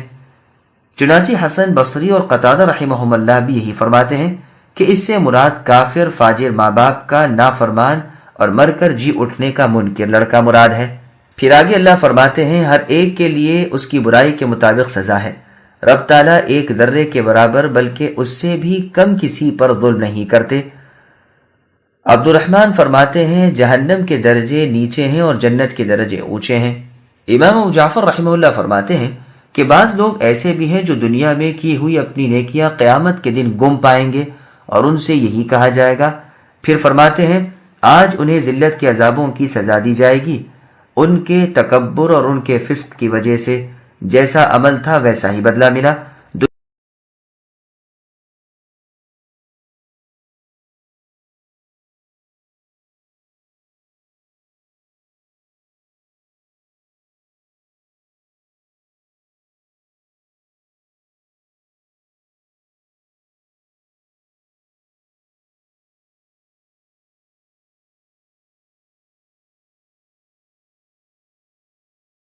واذكر أخا عاد إذ أنذر قومه بالأحقاف وقد خلت النذر من بين يديه ومن خلفه ألا تعبدوا إلا الله إني أخاف عليكم عذاب يوم عظيم قالوا أجئتنا لتأفكنا عن آلهتنا فأتنا بما تعدنا إن كنت من الصادقين قال إنما العلم عند الله وأبلغكم ما أرسلت به ولكني أراكم قوما تجهلون فلما رأوه عارضا مستقبل أوديتهم قالوا هذا عارض ممطرنا بل هو ما استعجلتم به ريح فيها عذاب أليم تدمر كل شيء بأمر ربها فأصبحوا لا يرى إلا مساكنهم كذلك نجزي القوم المجرمين۔ اور عادیوں کے بھائی کو یاد کرو جبکہ انہوں نے اپنی قوم کو احقاف میں ڈرایا، اور یقیناً اس سے پہلے بھی ڈرانے والے گزر چکے ہیں، اور اس کے بعد بھی یہ کہ تم سوائے اللہ تعالیٰ کے اور کی عبادت نہ کرو، بے شک میں تو تم پر بڑے دن کے عذاب سے خوف کھاتا ہوں۔ قوم نے جواب دیا کہ آپ ہمارے پاس اس لیے آئے ہیں کہ ہمیں اپنے معبودوں کی پرستش سے باز رکھیں، پس اگر آپ سچے ہیں تو جن عذابوں کا آپ ہم سے وعدہ کرتے ہیں انہیں ہم پر لا ڈالیے۔ ہود علیہ السلام نے کہا، اس کا علم تو اللہ ہی کے پاس ہے، میں تو جو پیغام دے کر بھیجا گیا تھا وہ تمہیں پہنچا رہا ہوں، لیکن میں دیکھتا ہوں کہ تم نادانی کر رہے ہو۔ پھر جب انہوں نے عذاب کو بصورت بادل دیکھا جو ان کے میدانوں کا رخ کیے ہوئے تھا تو کہنے لگے، یہ ابر ہم پر برسنے والا ہے۔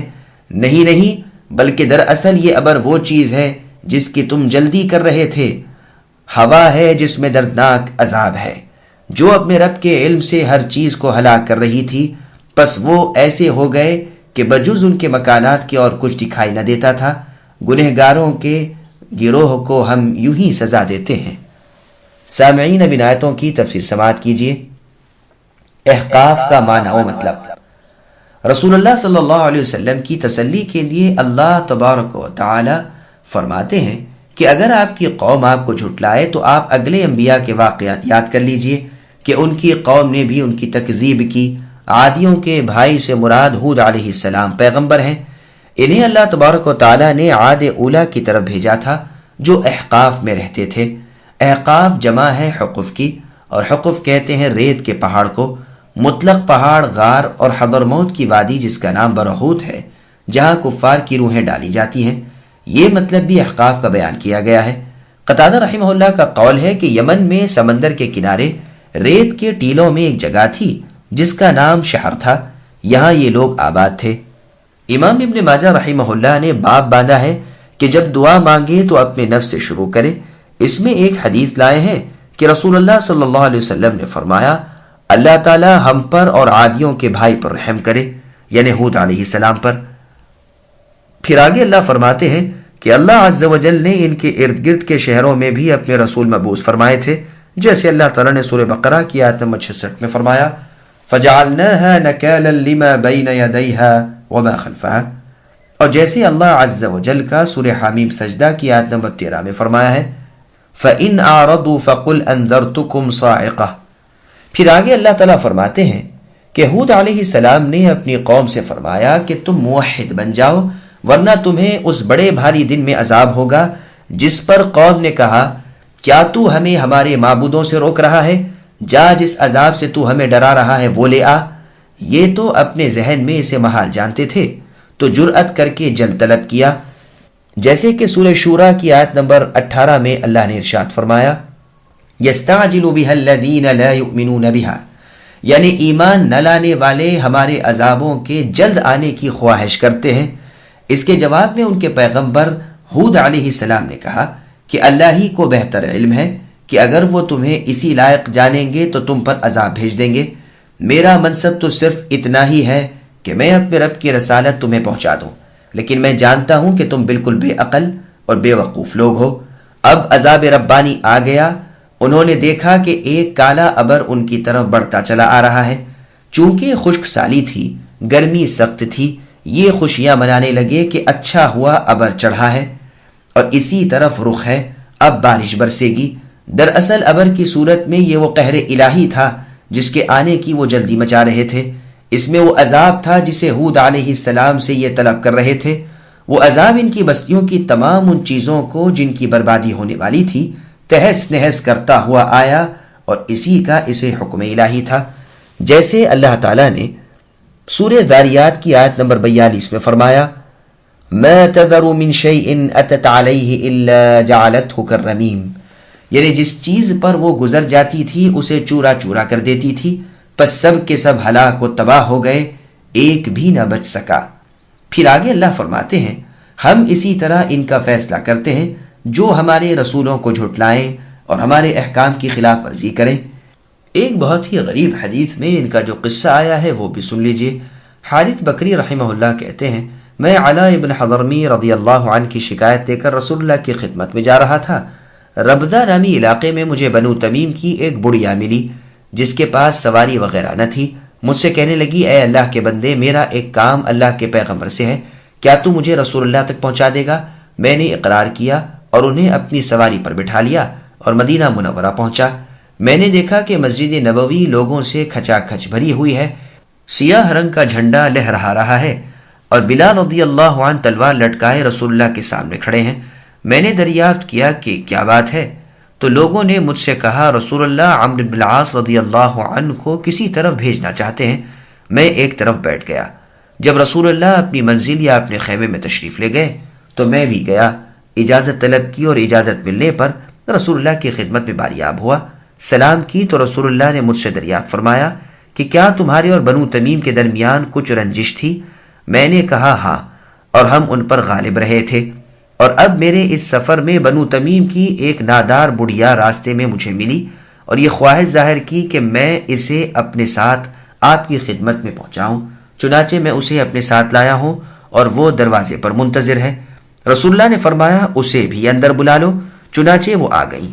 میں نے کہا اے اللہ کے رسول صلی اللہ علیہ وسلم، اگر آپ ہم میں اور بنو تمیم میں کوئی روک کر سکتے ہیں تو اسے کر دیجئے۔ اس پر بڑھیا کو حمیت لاحق ہوئی اور وہ بھرائی ہوئی آواز میں بول اٹھی کہ پھر اللہ کے رسول، آپ کا مضطر کہاں قرار پائے گا؟ میں نے کہا سبحان اللہ، میری تو وہی مثل ہوئی کہ اپنے پاؤں میں آپ کلہاڑی ماری۔ مجھے کیا خبر تھی کہ یہ میری ہی مخالفت کرے گی، ورنہ میں اسے لاتا ہی کیوں؟ اللہ تعالیٰ کی پناہ، کہیں ایسا نہ ہو کہ میں بھی مثل عادیوں کے قاصد کے ہو جاؤں۔ رسول اللہ نے دریافت فرمایا کہ عادیوں کے قاصد کا واقعہ کیا ہے؟ باوجود یہ کہ رسول اللہ اس واقعے سے بنسبت میرے بہت زیادہ واقف تھے، لیکن آپ کے فرمان پر میں نے وہ قصہ بیان کیا کہ عادیوں کی بستیوں میں جب سخت قحط سالی ہوئی تو انہوں نے اپنا ایک قاصد قیل نامی روانہ کیا۔ یہ راستے میں معاویہ ابن بکر کے ہاں آ کر ٹھہرا اور شراب پینے اور اس کی دونوں کنیزوں کا گانا سننے میں، جن کا نام جرادہ تھا، اس قدر مشغول ہوا کہ مہینہ بھر تک یہیں پڑا رہا۔ پھر چلا اور جبال مہرہ میں جا کر اس نے دعا کی کہ اے اللہ، آپ خوب جانتے ہیں میں کسی مریض کی دوا کے لیے یا کسی قیدی کا فدیہ ادا کرنے کے لیے تو آیا ہی نہیں۔ الہی عادیوں کو وہ پلائیے جو آپ انہیں پلانے والے ہیں۔ چنانچہ چند سیاہ رنگ بادل اٹھے اور ان میں سے ایک آواز آئی کہ ان میں سے جسے تو چاہے پسند کر لے۔ چنانچہ اس نے سخت سیاہ بادل کو پسند کر لیا۔ اسی وقت اس میں سے آواز آئی کہ اسے راکھ اور خاک بنانے والا کر کے لے تاکہ عادیوں میں سے کوئی باقی نہ رہے۔ کہا اور مجھے جہاں تک علم ہوا ہے یہی ہے کہ ہواؤں کے مخزن میں سے صرف اتنا ہی سوراخ سے ہوا چھوڑی گئی تھی جیسے میرے اس انگوٹھی کا حلقہ، اسی سے سب ہلاک ہو گئے۔ ابو وائل کہتے ہیں یہ بالکل ٹھیک نقل ہے۔ عرب میں دستور تھا کہ جب کسی قاصد کو بھیجتے تو کہہ دیتے کہ عادیوں کے قاصد کی طرح نہ آنا۔ یہ روایت ترمذی، نسائی اور ابن ماجہ میں بھی ہے، جیسے کہ سورہ اعراف کی تفسیر میں گزرا۔ مسند احمد میں عائشہ رضی اللہ عنہا سے مروی ہے کہ میں نے رسول اللہ صلی اللہ علیہ وسلم کو بھی کھل کھلا کر اس طرح ہنستے ہوئے نہیں دیکھا کہ آپ کے مسوڑے نظر آئیں۔ آپ تبسم فرمایا کرتے تھے، یعنی مسکراتے تھے، اور جب ابر اٹھتا اور آندھی چلتی تو آپ کے چہرے سے فکر کے آثار نمودار ہو جاتے۔ چنانچہ ایک روز میں نے آپ سے کہا کہ اے اللہ کے رسول، لوگ تو ابر و باد کو دیکھ کر خوش ہوتے ہیں کہ اب بارش برسے گی، لیکن آپ کی اس کے بالکل برعکس حالت ہو جاتی ہے۔ رسول اللہ نے فرمایا عائشہ، میں اس بات سے کہ کہیں اس میں عذاب ہو کیسے مطمئن ہو جاؤں؟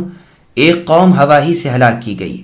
ایک قوم نے عذاب کے بادل کو دیکھ کر کہا تھا کہ یہ ابر ہے جو ہم پر بارش برسائے گا۔ صحیح بخاری اور مسلم میں بھی یہ روایت دوسری سند سے مروی ہے۔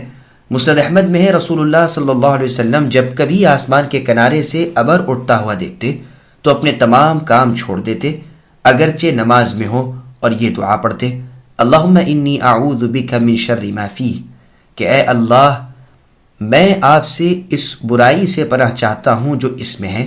پس اگر کھل جاتا تو اللہ عز و جل کی حمد کرتے، اور اگر برس جاتا تو یہ دعا پڑھتے، اللہم صیبا نافعا، اے اللہ نفع دینے والا، برسنے والا بنا دیجئے۔ صحیح مسلم کی روایت میں آپ کا یوں دعا فرمانا ہے، اللہم انی اسألک خیرہا وخیر ما فیہا وخیر ما ارسلت بہ واعوذ بک من شرہا وشر ما فیہا وشر ما ارسلت بہ، یعنی اے اللہ، میں آپ سے اس کی اور اس میں جو ہے اس کی اور جس کو یہ ساتھ لے کر آئی ہے اس کی بھلائی طلب کرتا ہوں، اور آپ سے اس کی اور اس میں جو ہے اس کی اور جس چیز کے ساتھ یہ بھیجی گئی ہے اس کی برائی سے پناہ چاہتا ہوں۔ اور جب ابر اٹھتا تو رسول اللہ کا رنگ متغیر ہو جاتا، کبھی اندر کبھی باہر، کبھی آتے کبھی جاتے۔ جب بارش ہو جاتی تو آپ کی یہ فکر مندی دور ہو جاتی۔ عائشہ رضی اللہ عنہ نے اسے سمجھ لیا اور آپ سے ایک بار سوال کیا۔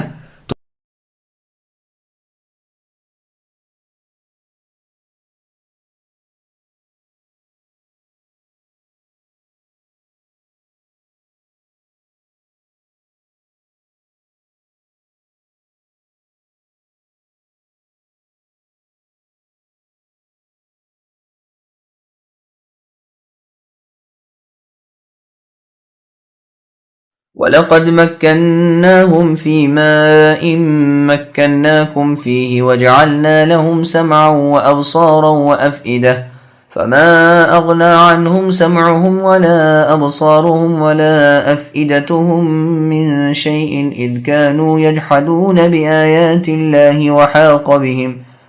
وَحَاقَ بِهِمْ مَا كَانُوا بِهِ يَسْتَهْزِئُونَ وَلَقَدْ أَهْلَكْنَا مَا حَوْلَكُمْ مِنَ الْقُرَى وَصَرَّفْنَا الْآيَاتِ لَعَلَّهُمْ يَرْجِعُونَ فَلَوْلَا نَصَرَهُمُ الَّذِينَ اتَّخَذُوا مِن دُونِ اللَّهِ قُرْبَانًا آلِهَةً بَلْ ضَلُّوا عَنْهُمْ وَذَلِكَ إِفْكُهُمْ وَمَا كَانُوا يَفْتَرُونَ۔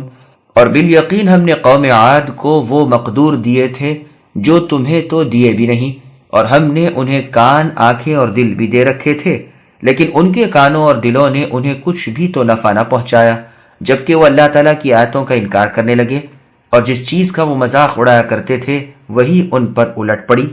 یقیناً ہم نے تمہارے آس پاس کی بستیاں تباہ کر دیں، اور طرح طرح کی ہم نے اپنی نشانیاں بیان کر دیں تاکہ وہ رجوع کر لیں۔ بس قرب الہی حاصل کرنے کے لیے انہوں نے اللہ تعالیٰ کے سوا جن جن کو اپنا معبود بنا رکھا تھا، انہوں نے ان کی مدد کیوں نہ کی، بلکہ وہ تو ان سے کھوئے گئے، بلکہ دراصل یہ ان کا محض جھوٹ اور بالکل بہتان تھا۔ سامعین، اب ان آیتوں کی تفسیر سماعت کیجیے۔ قوم عاد کے واقعے میں عبرت و نصیحت ہے۔ ارشاد ہوتا ہے کہ اگلی امتوں کو جو اسباب دنیاوی، مال و اولاد وغیرہ ہماری طرف سے دیے گئے تھے، ویسے تو تمہیں اے مشرکین مکہ اب تک مہیا بھی نہیں۔ ان کے بھی کان، آنکھیں اور دل تھے، لیکن جس وقت انہوں نے ہماری آیتوں کا انکار کیا اور ہمارے عذابوں کا مذاق اڑایا تو بالآخر ان کے ظاہری اسباب انہیں کچھ کام نہ آئے، اور وہ سزائیں ان پر برس پڑیں جن کی یہ ہمیشہ ہنسی کرتے رہے تھے۔ بس تمہیں ان کی طرح نہ ہونا چاہیے، ایسا نہ ہو کہ ان کے سے عذاب تم پر بھی آ جائیں اور تم بھی ان کی طرح جڑ سے کاٹ دیے جاؤ۔ پھر ارشاد ہوتا ہے، اے اہل مکہ، تم اپنے آس پاس ہی ایک نظر ڈالو اور دیکھو کہ کس قدر قومیں نیست و نابود کر دی گئی ہیں، اور کس طرح انہوں نے اپنے کرتوت کے بدلے پائے ہیں۔ احقاف جو یمن کے پاس ہی حضرموت کے علاقے میں ہے، یہاں کے بسنے والے عادیوں کے انجام پر نظر ڈالو۔ تمہارے اور شام کے درمیان سمودیوں کا جو حشر ہوا اسے دیکھو۔ اہل یمن اور اہل مدین کی قوم سبا کے نتیجے پر غور کرو۔ تم تو اکثر غزوات اور تجارت وغیرہ کے لیے وہاں سے آتے جاتے رہتے ہو۔ بحیرہ قوم لوط سے عبرت حاصل کرو، وہ بھی تمہارے راستے میں ہی پڑتا ہے۔ پھر آگے اللہ فرماتے ہیں، ہم نے اپنی نشانیوں اور آیتوں کو خوب واضح اور ظاہر کر دیا ہے تاکہ لوگ برائیوں سے بھلائیوں کی طرف لوٹ آئیں۔ پھر آگے اللہ فرماتے ہیں کہ ان لوگوں نے رب تعالیٰ کے سوا جن جن معبودان باطل کی پرستش شروع کر رکھی تھی، گو اس میں ان کا اپنا خیال یہ تھا کہ ان کی وجہ سے ہم قرب الہی حاصل کر لیں گے، لیکن کیا ہمارے عذابوں کے وقت جبکہ ان کو ان کی مدد کی پوری ضرورت تھی؟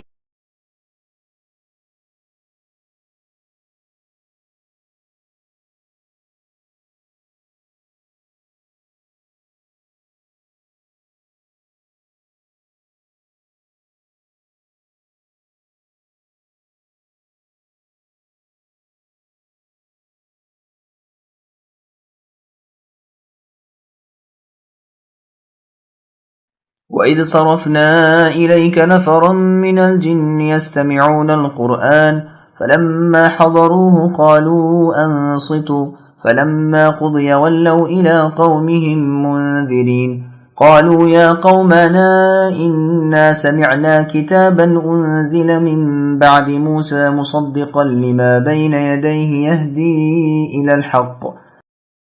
يهدي إلى الحق وإلى طريق مستقيم يا قومنا أجيبوا داعي الله وآمنوا به يغفر لكم من ذنوبكم ويجركم من عذاب أليم ومن لا يجب داعي الله فليس بمعجز في الأرض وليس له من دونه أولياء أولئك في ضلال مبين۔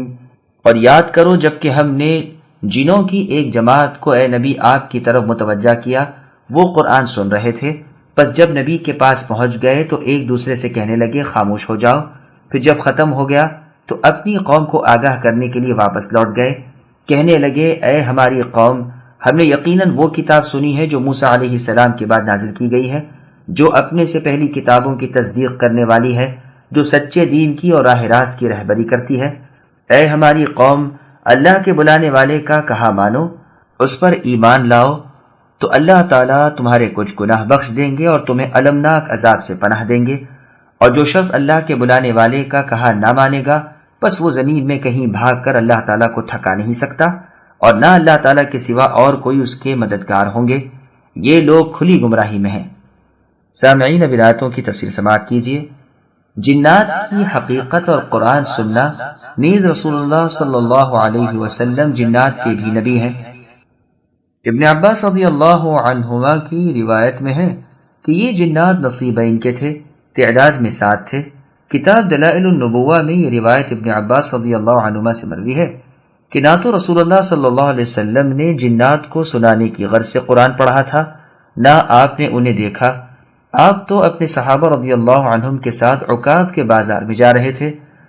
ادھر یہ ہوا کہ شیاطین کے اور آسمان کی خبروں کے درمیان روک ہو گئی تھی اور ان پر شعلے برسنے شروع ہو گئے تھے۔ شیاطین نے آ کر اپنی قوم کو یہ خبر دی تو انہوں نے کہا کوئی نہ کوئی نئی بات پیدا ہوئی ہے، جاؤ تلاش کرو۔ پس یہ نکل کھڑے ہوئے۔ ان میں کی جو جماعت عرب کی طرف متوجہ ہوئی تھی، وہ جب یہاں پہنچی تب رسول اللہ صلی اللہ علیہ وسلم عکاظ کی طرف جاتے ہوئے نخلا میں اپنے اصحاب کو صبح کی نماز پڑھا رہے تھے۔ ان کے کانوں میں جب آپ کی تلاوت کی آواز پہنچی تو یہ جنات ٹھہر گئے اور کان لگا کر بغور سننے لگے۔ اس کے بعد جنہوں نے فیصلہ کر لیا کہ بس یہی وہ چیز ہے جس کی وجہ سے تمہارا آسمانوں تک پہنچنا موقوف کر دیا گیا ہے، یہاں سے یہ فوراً ہی واپس لوٹ کر اپنی قوم کے پاس پہنچے اور ان سے کہنے لگے ہم نے عجیب قرآن سنا جو نیکی کا رہبر ہے، ہم تو اس پر ایمان لا چکے، اقرار کرتے ہیں کہ اب ناممکن ہے کہ اللہ تعالیٰ کے ساتھ ہم کسی اور کو شریک کریں۔ اسی واقعے کی خبر اللہ تعالیٰ نے اپنے نبی صلی اللہ علیہ وسلم کو سورہ جن میں دی ہے۔ یہ حدیث بخاری اور مسلم وغیرہ میں بھی ہے۔ مسند احمد میں ہے، ابن عباس رضی اللہ عنہما فرماتے ہیں جنات وحی الہی سنا کرتے تھے، ایک کلمہ جب ان کے کان میں پڑ جاتا تو وہ اس میں 10 اور ملا لیا کرتے، پس وہ ایک تو حق نکلتا، باقی سب باطل نکلتے، اور اس سے پہلے ان پر تارے پھینکے نہیں جاتے تھے۔ پس جب رسول اللہ صلی اللہ علیہ وسلم مبعوث ہوئے تو ان جنات پر شعلہ باری ہونے لگی، یہ اپنے بیٹھنے کی جگہ پہنچتے اور ان پر شعلہ گرتا اور یہ ٹھہر نہ سکتے۔ انہوں نے آ کر ابلیس سے شکایت کی تو ابلیس نے کہا کہ کوئی نئی بات ضرور ہوئی ہے، چنانچہ اس نے اپنے لشکروں کو اس کی تحقیقات کے لیے چاروں طرف پھیلا دیا۔ انہوں نے نبی صلی اللہ علیہ وسلم کو نخلا کی دونوں پہاڑیوں کے درمیان نماز پڑھتے ہوئے پایا اور جا کر انہوں نے خبر دی۔ اس نے کہا بس یہی وجہ ہے جو آسمان محفوظ کر دیا گیا اور تمہارا جانا بند ہوا۔ یہ روایت سنن ترمذی اور نسائی میں بھی ہے۔ حسن بصری رحمہ اللہ کا قول بھی یہی ہے کہ اس واقعے کی خبر تک رسول اللہ صلی اللہ علیہ وسلم کو نہ تھی، جب آپ پر وحی آئی تب آپ نے یہ معلوم کیا۔ سیرت ابن اسحاق میں محمد ابن کعب رحمہ اللہ کا ایک لمبا بیان منقول ہے جس میں رسول اللہ صلی اللہ علیہ وسلم کا طائف جانا، انہیں اسلام کی دعوت دینا، ان کا انکار کرنا وغیرہ پورا واقعہ بیان ہے۔ حسن بصری رحمہ اللہ نے اس دعا کا بھی ذکر کیا ہے۔ ابن ابی شیبہ میں ان جنات کی گنتی 9 کی ہے جن میں سے ایک کا نام زوبعہ ہے، انہی کے بارے میں یہ آیتیں نازل ہوئی ہیں۔ بس یہ روایت اور اس سے پہلے کی ابن عباس رضی اللہ عنہما کی روایت کا اقتضا یہ ہے کہ اس مرتبہ جو جن آئے تھے ان کی موجودگی کا رسول اللہ صلی اللہ علیہ وسلم کو علم نہ تھا، یہ تو آپ کی بے خبری میں ہی آپ کی زبانی قرآن سن کر واپس لوٹ گئے۔ اس کے بعد بطور وفد فوجیں کی فوجیں اور جتھے کے جتھے ان کے رسول اللہ صلی اللہ علیہ وسلم کی خدمت میں حاضر ہوئے جیسے کہ اس ذکر کے احادیث و آثار اپنی جگہ آ رہے ہیں انشاءاللہ۔ بخاری اور مسلم میں ہے، عبد الرحمن رحمہ اللہ نے مسروق رحمہ اللہ سے پوچھا کہ جس رات جنات نے رسول اللہ صلی اللہ علیہ وسلم سے قرآن سنا تھا، اس رات کس نے رسول اللہ صلی اللہ علیہ وسلم سے ان جنات کا ذکر کیا تھا؟ تو فرمایا، مجھ سے تمہارے والد ابن مسعود رضی اللہ عنہ نے کہا ہے، ان کی آگاہی رسول اللہ صلی اللہ علیہ وسلم کو ایک درخت نے دی تھی۔ تو ممکن ہے کہ یہ خبر پہلی دفعہ کی ہو اور اس بات کو ہم نفی پر مقدم مان لیں، اور یہ بھی احتمال ہے کہ جب وہ سن رہے تھے آپ کو تو کوئی خبر نہ تھی، یہاں تک کہ اس درخت نے آپ کو ان کے اجتماع کی خبر دی، واللہ اعلم۔ اور یہ بھی ہو سکتا ہے کہ یہ واقعہ اس کے بعد والے کئی واقعات میں سے ایک ہو، واللہ اعلم۔ امام حافظ بیہقی رحمہ اللہ فرماتے ہیں کہ پہلی مرتبہ تو نہ رسول اللہ نے جنوں کو دیکھا، نہ خاص ان کے سنانے کے لیے قرآن پڑھا، ہاں البتہ اس کے بعد جن آپ کے پاس آئے اور آپ نے انہیں قرآن پڑھ کر سنایا اور اللہ عز و جل کی طرف بلایا، جیسے کہ ابن مسعود رضی اللہ عنہ سے مروی ہے۔ اس کی روایتیں سنیے۔ علقمہ ابن مسعود رضی اللہ عنہ سے پوچھتے ہیں کہ کیا آپ میں سے کوئی اس رات رسول اللہ کے ساتھ موجود تھا؟ تو ابن مسعود رضی اللہ عنہ نے جواب دیا کہ کوئی نہ تھا، آپ رات بھر ہم سے غائب رہے اور ہمیں رہ کر بار بار یہی خیال گزر رہا تھا کہ شاید کسی دشمن نے رسول اللہ کو دھوکہ دے دیا، کہیں ایسا نہ ہو آپ کے ساتھ کوئی ایسا ہی ناخوشگوار واقعہ پیش آئے۔ وہ رات ہماری بڑی بری طرح کٹی۔ صبح صادق سے کچھ ہی پہلے ہم نے دیکھا کہ رسول اللہ غار حرا سے واپس آ رہے ہیں، بس ہم نے رات کی اپنی ساری کیفیت بیان کر دی تو رسول اللہ نے فرمایا، میرے پاس جنات کا قاصد آیا تھا جس کے ساتھ جا کر میں نے انہیں قرآن سنایا، چنانچہ آپ ہمیں لے کر گئے اور ان کے نشانات اور ان کی آگ کے نشانات ہمیں دکھائے۔ شعبی رحمہ اللہ کہتے ہیں انہوں نے آپ سے توشہ طلب کیا تھا، عامر کہتے ہیں یعنی مکے میں، اور یہ جن جزیرے کے تھے۔ تو رسول اللہ نے ان جنوں سے فرمایا، ہر وہ ہڈی جس پر اللہ کا نام ذکر کیا گیا ہو وہ تمہارے ہاتھوں میں پہلے سے زیادہ گوشت والی ہو کر پڑے گی، اور لید اور گوبر تمہارے جانوروں کا چارہ بنے گا۔ پس اے مسلمانوں، ان دونوں چیزوں یعنی لید، گوبر اور ہڈی سے استنجا نہ کرو، یہ تمہارے جن بھائیوں کی خوراک ہے۔ یہ روایت صحیح مسلم، سنن نبی داؤد وغیرہ کی ہے۔ صحیح مسلم کی ایک دوسری روایت میں ہے کہ اس رات رسول اللہ کو نہ پا کر ہم صحابہ بہت ہی گھبرائے تھے اور تمام وادیوں اور گھاٹیوں میں تلاش کر کے آئے تھے۔ ابن جریر کی تفسیر میں عبداللہ بن مسعود رضی اللہ عنہ کی روایت میں ہے کہ رسول اللہ نے فرمایا، تم میں سے جو چاہے آج کی رات جنات کے امر میں میرے ساتھ رہے۔ بس میں موجود ہو گیا، آپ مجھے لے کر چلے۔ جب مکہ معظمہ کے اونچے والے حصے میں پہنچے تو آپ نے اپنے پاؤں سے ایک خط کھینچ دیا اور مجھ سے فرمایا، بس یہیں بیٹھے رہو۔ پھر آپ چلے اور ایک جگہ کھڑے ہو کر آپ نے قرات شروع کی۔ پھر تو اس قدر جماعت آپ کے ارد گرد ٹھٹ لگا کر کھڑی ہو گئی کہ میں تو آپ کی قرات سننے سے بھی رہ گیا۔ پھر میں نے دیکھا کہ جس طرح ابر کے ٹکڑے پھٹتے ہیں اس طرح وہ ادھر ادھر جانے لگے، اور یہاں تک کہ اب بہت تھوڑے رہ گئے۔ بس رسول اللہ صبح کے وقت فارغ ہوئے اور آپ وہاں سے دور نکل گئے اور حاجت سے فارغ ہو کر میرے پاس تشریف لائے اور پوچھنے لگے، وہ باقی کے کہاں ہیں؟ میں نے کہا، وہ یہ ہیں۔ بس آپ نے انہیں ہڈی اور لید دی۔ پھر آپ نے مسلمانوں کو ان دونوں چیزوں سے استنجا کرنے سے منع فرما دیا۔ بس یہ واقعات صاف ہیں کہ رسول اللہ صلی اللہ علیہ وسلم نے قصداً جا کر جنات کو قرآن سنایا، انہیں اسلام کی طرف دعوت دی، اور جن مسائل کی اس وقت انہیں ضرورت تھی وہ سب بتا دیے۔ ہاں، پہلی مرتبہ جب جنات نے آپ کی زبانی قرآن سنا اس وقت آپ کو معلوم نہ تھا، نہ آپ نے انہیں سنانے کی غرض سے قرآن پڑھا تھا، جیسے کہ ابن عباس رضی اللہ عنہ فرماتے ہیں۔ اس کے بعد وہ وفود کی صورت میں آئے اور رسول اللہ عمدن تشریف لے گئے اور انہیں قرآن سنایا۔ ابن مسعود رضی اللہ عنہ رسول اللہ کے ساتھ اس وقت نہ تھے جبکہ آپ نے ان سے بات چیت کی، انہیں اسلام کی دعوت دی، البتہ کچھ فاصلے پر دور بیٹھے ہوئے تھے۔ آپ کے ساتھ اس واقعے میں سوائے ابن مسعود رضی اللہ عنہ کے اور کوئی نہ تھا۔ اور دوسری تطبیق ان روایات میں جن میں ہے کہ آپ کے ساتھ ابن مسعود تھے اور جن میں ہے کہ نہ تھے، یہ بھی ہو سکتی ہے کہ پہلی دفعہ نہ تھے، دوسری مرتبہ تھے، واللہ اعلم۔ یہ بھی مروی ہے کہ نخلا میں جن جنوں نے رسول اللہ سے ملاقات کی تھی وہ نینوا کے تھے، اور مکہ مکرمہ میں جو آپ کی خدمت میں حاضر ہوئے تھے وہ نصیبین کے تھے۔ اور یہ جو روایتوں میں آیا ہے کہ ہم نے وہ رات بہت بری طرح بسر کی، اس سے مراد ابن مسعود رضی اللہ عنہ کے سوا اور صحابہ رضی اللہ عنہم ہیں جنہیں اس بات کا علم تھا کہ رسول اللہ جنات کو قرآن سنانے گئے ہیں، لیکن یہ تعویل ہے ذرا دور کی، واللہ عالم۔ بیہقی میں ہے کہ رسول اللہ صلی اللہ علیہ وسلم کی حاجت اور وضو کے لیے آپ کے ساتھ ساتھ ابو ہریرہ رضی اللہ عنہ پانی کی ڈولچی لیے ہوئے جایا کرتے تھے۔ ایک دن یہ پیچھے پیچھے پہنچے۔ رسول اللہ نے پوچھا کون ہے؟ جواب دیا کہ میں ابو ہریرہ ہوں۔ فرمایا میرے استنجے کے لیے پتھر لاؤ، لیکن ہڈی اور لید نہ لانا۔ میں اپنی جھولی میں پتھر بھر لایا اور آپ کے پاس رکھ دیے۔ جب آپ فارغ ہو چکے اور چلنے لگے، میں بھی آپ کے پیچھے چلا اور پوچھا اللہ کے رسول کیا وجہ ہے جو آپ نے ہڈی اور لید سے منع فرما دیا؟ رسول اللہ نے جواب دیا میرے پاس نصیبین کے جنوں کا وفد آیا تھا اور انہوں نے مجھ سے توشہ طلب کیا تھا۔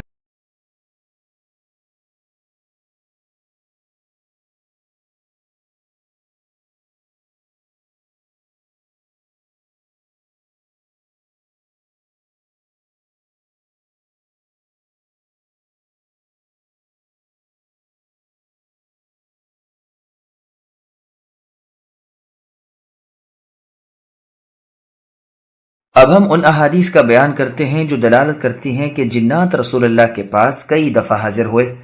ابن عباس رضی اللہ عنہما سے جو روایت اس سے پہلے بیان ہو چکی ہے، اس کے سوا بھی آپ سے دوسری سند سے مروی ہے۔ ابن جریر کی تفسیر میں ہے، ابن عباس رضی اللہ عنہما فرماتے ہیں یہ 7 جن تھے نصیبین کے رہنے والے، انہیں اللہ تعالیٰ کے رسول صلی اللہ علیہ وسلم نے اپنی طرف سے قاصد بنا کر جنات کی طرف بھیجا تھا۔ مجاہد رحمہ اللہ کہتے ہیں یہ جنات تعداد میں 7 تھے اور نصیبین کے تھے۔ انہیں رسول اللہ صلی اللہ علیہ وسلم نے 3 کو اہل حران سے کہا اور 4 کو اہل نصیبین سے۔ ان کے نام یہ ہیں حسا، حسا، منسی، ساصر، ناصر، الارد، ابیان، الاحتم۔ ابو حمزہ شمالی رحمہ اللہ فرماتے ہیں انہیں بنو شیطان کہتے ہیں۔ یہ قبیلہ جنات کے اور قبیلوں سے تعداد میں بہت زیادہ تھا اور یہ ان میں نسب کے بھی شریف مانے جاتے تھے اور عموماً یہ ابلیس کے لشکروں میں سے تھے۔ ابن مسعود رضی اللہ عنہ فرماتے ہیں یہ 9 تھے، ان میں سے ایک کا نام زوبعہ تھا، اصل نخلا سے آئے تھے۔ بعض حضرات سے مروی ہے کہ یہ 15 تھے اور ایک روایت میں ہے کہ 60 اونٹوں پر آئے تھے۔ ان کے سردار کا نام دردردان تھا اور کہا گیا ہے کہ 300 تھے اور یہ بھی مروی ہے کہ 12,000 تھے۔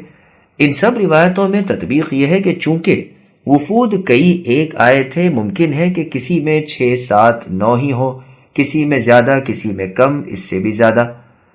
اس پر دلیل صحیح بخاری کی روایت بھی ہے کہ عمر بن الخطاب رضی اللہ عنہ جس چیز کی نسبت جب کبھی کہتے کہ میرے خیال میں یہ اس طرح ہوگی تو وہ عموماً اسی طرح نکلتی۔ ایک مرتبہ آپ رضی اللہ عنہ بیٹھے ہوئے تھے کہ ایک حسین شخص گزرا۔ عمر رضی اللہ عنہ نے اسے دیکھ کر فرمایا اگر میرا گمان غلط نہ ہو تو یہ شخص اپنے جاہلیت کے زمانے میں ان لوگوں کا کاہن تھا، جانا ذرا اسے لے آنا۔ جب وہ آ گیا تو آپ نے اپنا یہ خیال اس پر ظاہر فرمایا۔ وہ کہنے لگا مسلمانوں میں اس ذہانت و فطانت کا کوئی شخص آج تک میری نظر سے نہیں گزرا۔ عمر رضی اللہ عنہ نے فرمایا اب میں تم سے کہتا ہوں کہ تم اپنی کوئی صحیح اور سچی خبر سناؤ۔ انہوں نے کہا بہت اچھا، سنیے۔ میں جاہلیت کے زمانے میں ان کا کاہن تھا، میرے پاس میرا جن جو سب سے زیادہ تعجب خیز خبر لایا وہ سنیے۔ میں ایک مرتبہ بازار میں جا رہا تھا کہ وہ آ گیا اور سخت گھبراہٹ میں تھا اور کہنے لگا کیا تم نے جنوں کی بربادی، مایوسی اور ان کے پھیلنے کے بعد سمٹ جانا اور ان کی درگت نہیں دیکھی؟ عمر رضی اللہ عنہ فرمانے لگے یہ شخص سچا ہے۔ ایک مرتبہ میں نے ان کے بتوں کے پاس سویا ہوا تھا، ایک شخص نے وہاں ایک بچھڑا چڑھایا کہ ناگہاں ایک سخت پرزور آواز آئی، ایسی کہ اتنی بڑی بلند اور کرخت آواز میں نے کبھی نہیں سنی۔ اس نے کہا اے جلیح، نجات دینے والا امر آ چکا، ایک شخص ہے جو فصیح زبان سے لا الہ الا اللہ کی منادی کر رہا ہے۔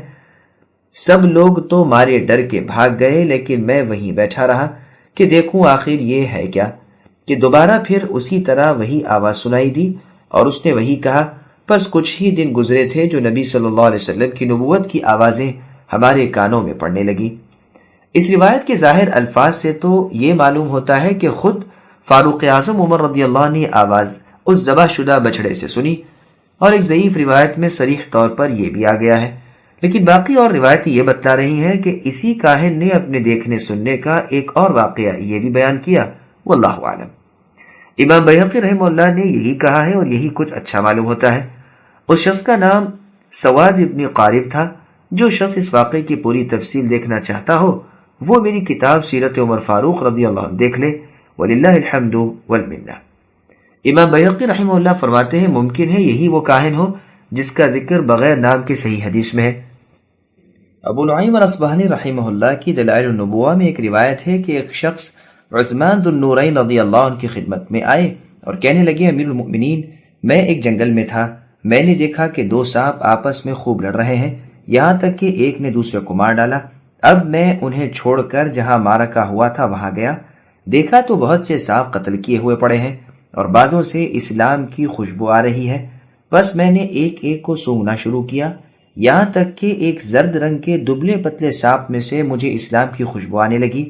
میں نے اپنے امامے میں لپیٹ کر اسے دفنا دیا۔ اب میں چلا جا رہا تھا، جو میں نے ایک آواز سنی کہ اے اللہ کے بندے، تجھے اللہ تعالیٰ کی طرف سے ہدایت دی گئی۔ یہ دونوں سانپ جنات کے قبیلے بنو شیبان اور بنو قیس میں سے تھے، ان دونوں میں جنگ ہوئی اور پھر جس قدر قتل ہوئے وہ تم نے خود دیکھ لیے۔ انہی میں ایک شہید جنہیں تم نے دفن کیا وہ تھے جنہوں نے خود رسول اللہ صلی اللہ علیہ وسلم کی زبانی وحی الہی سنی تھی۔ عثمان رضی اللہ عنہ اس قصے کو سن کر فرمانے لگے، اے شخص اگر تو سچا ہے تو اس میں شک نہیں کہ تو نے عجب واقعہ دیکھا، اور اگر تو جھوٹا ہے تو جھوٹ کا بوجھ تجھ ہی پر ہے۔ اب آیت کی تفسیر سنیے۔ ارشاد ہے کہ جب ہم نے اے نبی آپ کی طرف جنات کا ایک گروہ کو پھیرا جو قرآن سن رہا تھا، جب وہ حاضر ہو گئے اور تلاوت شروع ہونے کو تھی تو انہوں نے آپس میں ایک دوسرے کو یہ ادب سکھایا کہ خاموشی سے سنو۔ ان کا ایک اور ادب بھی حدیث میں آیا ہے، سنن ترمذی وغیرہ میں ہے کہ ایک مرتبہ رسول اللہ صلی اللہ علیہ وسلم نے صحابہ کرام رضی اللہ عنہم کے سامنے سورہ رحمان کی تلاوت کی، پھر فرمایا کیا بات ہے جو تم سب خاموشی رہے، تم سے بہت اچھے جواب دینے والے جنات ثابت ہوئے جب بھی میرے منہ سے انہوں نے یہ آیت فَبِأَيِّ آلَاءِ رَبِّكُمَا تُكَذِّبَانِ سنی، یعنی اے جنوں انسان کے گروہ، تم اپنے رب کی کن کن نعمتوں کو جھٹلاؤ گے؟ تو جنہوں نے جواب میں کہا وَلَا بِشَيْءٍ مِّنْ آلَائِكَ أَوْ نَعَمِكَ رَبَّنَا نُكَذِّبُ فَلَكَ الْحَمْدُ، یعنی آپ کی کسی بھی نعمت اور آلاء کا اے ہمارے پروردگار، ہم انکار نہیں کرتے، اس کو جھٹلاتے نہیں، بس تعریف و شکر آپ ہی کے لیے ہے۔ پھر فرماتے ہیں اللہ تعالیٰ کہ جب فراغت حاصل کی گئی، قضیہ کے معنی ان آیتوں میں بھی یہی ہے، فَإِذَا قُضِيَتِ الصَّلَاةُ اور فَقَضَاهُنَّ سَبْعَ سَمَاوَاتٍ اور فَإِذَا قَضَيْتُم مَنَاسِكَكُمْ، پھر فرمایا اور وہ اپنی قوم کو دھمکانے اور انہیں آگاہ کرنے کے لیے واپس ان کی طرف چلے، جیسے اللہ عز و جل کا فرمان ہے سورہ توبہ کی آیت نمبر 22 میں لِيَتَفَقَّهُوا فِي الدِّينِ، یعنی وہ دین کی سمجھ حاصل کریں، اور جب واپس اپنی قوم کے پاس پہنچے تو انہیں بھی ہوشیار کر دیں، بہت ممکن ہے کہ وہ بچاؤ اختیار کر لیں۔ اس آیت سے استدلال کیا گیا ہے کہ جنات میں بھی اللہ تعالیٰ کی باتوں کو پہنچانے والے اور ڈر سنانے والے ہیں، لیکن ان میں سے رسول نہیں بنائے گئے۔ یہ بات بلا شک ثابت ہے کہ جنوں میں پیغمبر نہیں ہیں، جیسا کہ اللہ تعالیٰ نے سورہ یوسف کی آیت نمبر 109 میں فرمایا وَمَا أَرْسَلْنَا مِن قَبْلِكَ إِلَّا رِجَالًا، الآیہ، یعنی ہم نے اے نبی آپ سے پہلے بھی جتنے رسول بھیجے وہ سب بستیوں کے رہنے والے انسان ہی تھے جن کی طرف ہم اپنی وحی بھیجا کرتے۔ اور سورہ فرقان کی آیت نمبر 20 میں فرمایا وَمَا أَرْسَلْنَا قَبْلَكَ مِنَ الْمُرْسَلِينَ إِلَّا إِنَّهُمْ لَيَأْكُلُونَ الطَّعَامَ وَيَمْشُونَ فِي الْأَسْوَاقِ، یعنی اے نبی آپ سے پہلے ہم نے جتنے رسول بھیجے وہ سب کھانا کھاتے تھے اور بازاروں میں چلتے پھرتے تھے۔ ابراہیم خلیل اللہ علیہ السلام کی نسبت قرآن میں اللہ تعالیٰ نے سورہ عنکبوت کی آیت نمبر 27 میں فرمایا وَجَعَلْنَا فِي ذُرِّيَّتِهِ النُّبُوَّةَ وَالْكِتَابَ، یعنی ہم نے ابراہیم علیہ السلام کی اولاد میں نبوت اور کتاب رکھ دی۔ بس آپ کے بعد جتنے بھی نبی آئے وہ آپ ہی کے خاندان اور آپ ہی کی نسل میں سے ہوئے ہیں۔ لیکن سورہ انعام کی آیت نمبر 13 یا معشر الجن والانس الم یأتکم رسل منکم، یعنی اے جنوں اور انسانوں کے گروہ، کیا تمہارے پاس تم میں سے رسول نہیں آئے تھے؟ تو اس کا مطلب اور اس سے مراد یہ دونوں جنس ہیں، یعنی انسان اور جن۔ بس اس کا مصداق صرف ایک جنسی ہو سکتی ہے، یعنی انسان، جیسے اللہ تعالیٰ نے سورہ رحمان کی آیت نمبر 22 میں فرمایا یخرج منہما اللؤلؤ والمرجان، یعنی ان دونوں سمندروں میں سے موتی اور مونگا نکلتا ہے۔ حالانکہ دراصل ایک میں سے ہی یہ دونوں نکلتے ہیں۔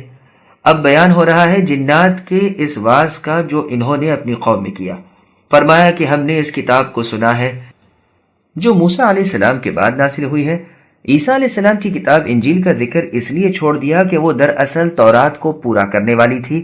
اس میں زیادہ تر واز کے اور دل کو نرم کرنے کے بیانات تھے، حرام حلال کے مسائل بہت کم تھے، بس اصل چیز تورات ہی رہی۔ اسی لیے ان مسلم جنات نے اسی کا ذکر کیا، اور اسی بات کو پیش نظر رکھ کر ورقہ بن نوفل نے جس وقت رسول اللہ کی زبانی جبریل علیہ السلام کے اول دفعہ آنے کا حال سنا تو کہا تھا کہ واہ واہ، یہی تو وہ مبارک وجود ہے جو اللہ تعالیٰ کے رازدار ہیں، یعنی جبریل علیہ السلام جو موسیٰ علیہ السلام کے پاس آیا کرتے تھے۔ کاش کہ میں کچھ اور زمانہ زندہ رہتا۔ یہ روایت بخاری کی ہے۔ پھر قرآن کی اور صفت بیان کرتے ہیں کہ وہ اپنے سے پہلے کی تمام آسمانی کتابوں کو سچا بتلاتا ہے، وہ اعتقادی مسائل اور اخباری مسائل میں حق کی جانب رہبری کرتا ہے اور اعمال میں راہ راست دکھاتا ہے۔ قرآن میں دو چیزیں ہیں، یا خبر یا طلب، بس اس کی خبر سچی اور اس کی طلب عدل و انصاف والی، جیسے اللہ تعالیٰ نے سورہ انعام کی آیت نمبر 115 میں فرمایا وَتَمَّتْ كَلِمَةُ رَبِّكَ صِدْقًا وَعَدْلًا، یعنی آپ کے رب کے کلمے اے نبی سچائی اور عدل کے لحاظ سے بالکل پورا ہی ہے۔ اور سورہ توبہ کی آیت نمبر 33 میں اللہ سبحانہ وتعالی نے فرمایا هُوَ الَّذِي أَرْسَلَ رَسُولَهُ بِالْهُدَى وَدِينِ الْحَقِّ الآیہ، یعنی وہ اللہ جس نے اپنے رسول کو ہدایت اور حق دین کے ساتھ بھیجا ہے۔ پس ہدایت نفع دینے والا علم ہے اور دین حق نیک عمل ہے۔ یہی جنات کا مقصد تھا۔ پھر کہتے ہیں اے ہماری قوم، اللہ تعالیٰ کے داعی کی دعوت پر لبیک کہو۔ اس میں دلالت ہے اس امر کی کہ رسول اللہ صلی اللہ علیہ وسلم جنوں انس کی دونوں جماعتوں کی طرف رسول بنا کر بھیجے گئے ہیں، اس لیے کہ آپ نے جنات کو اللہ تعالیٰ کی طرف دعوت دی اور ان کے سامنے قرآن کریم کی وہ صورت پڑھی جس میں ان دونوں جماعتوں کو مخاطب کیا گیا ہے اور ان کے نام احکام جاری فرمائے ہیں اور وعدہ و وعید بیان کیا ہے، یعنی سورۃ الرحمن کی تلاوت کی۔ پھر فرماتے ہیں ایسا کرنے سے وہ اللہ تعالیٰ تمہارے بعض گناہ بخش دیں گے، لیکن یہ اس صورت میں ہو سکتا ہے جب لفظ من کو زائدہ نہ مانے۔ چنانچہ ایک قول مفسرین کا یہ بھی ہے، اور قاعدے کے مطابق اس بات کے موقع پر لفظ من بہت ہی کم زائد آتا ہے، اور اگر زائد مان لیا جائے تو مطلب یہ ہوا کہ اللہ تعالیٰ تمہارے گناہ معاف فرمائیں گے اور تمہیں اپنے المناک عذابوں سے رہائی دیں گے۔ اس آیت سے بعض علماء نے استدلال کیا ہے کہ ایماندار جنوں کو بھی جنت نہیں ملے گی، ہاں عذاب جہنم سے وہ چھٹکارا پالیں گے، یہی ان کی نیک اعمالیوں کا بدلہ ہے، اور اگر اس سے زیادہ مرتبہ بھی انہیں ملنے والا ہوتا تو اس مقام پر یہ مؤمن جن اسے ضرور بیان کر دیتے۔ ابن عباس رضی اللہ عنہما کا قول ہے کہ مؤمن جن جنت میں نہیں جائیں گے، اس لیے کہ وہ ابلیس کی اولاد سے ہیں اور اولاد ابلیس جنت میں نہیں جائے گی، لیکن حق یہ ہے کہ مؤمن جن مثل ایماندار انسانوں کے ہیں اور وہ جنت میں جگہ پائیں گے، جیسا کہ سلف کی ایک جماعت کا مذہب ہے۔ بعض لوگوں نے اس پر سورہ رحمان کی آیت نمبر 56 لم یطمثن انس قبلہم ولا جان بطور دلیل پیش کرتے ہیں، یعنی حور ان بہشتی کو اہل جنت سے پہلے نہ کسی انسان کا ہاتھ لگا نہ کسی جن کا، لیکن اس استدلال میں نظر ہے۔ اس سے بہت بہتر استدلال تو اللہ عز و جل کے سورہ رحمان کی آیت نمبر 36 اور 37 سے دلیل پکڑنا ہے۔ وَلِمَنْ خَافَ مَقَامَ رَبِّهِ جَنَّتَانِ فَبِأَيِّ آلَاءِ رَبِّكُمَا تُكَذِّبَانِ، یعنی جو کوئی اپنے رب کے سامنے کھڑا ہونے سے ڈر گیا اس کے لیے 2 جنتیں ہیں۔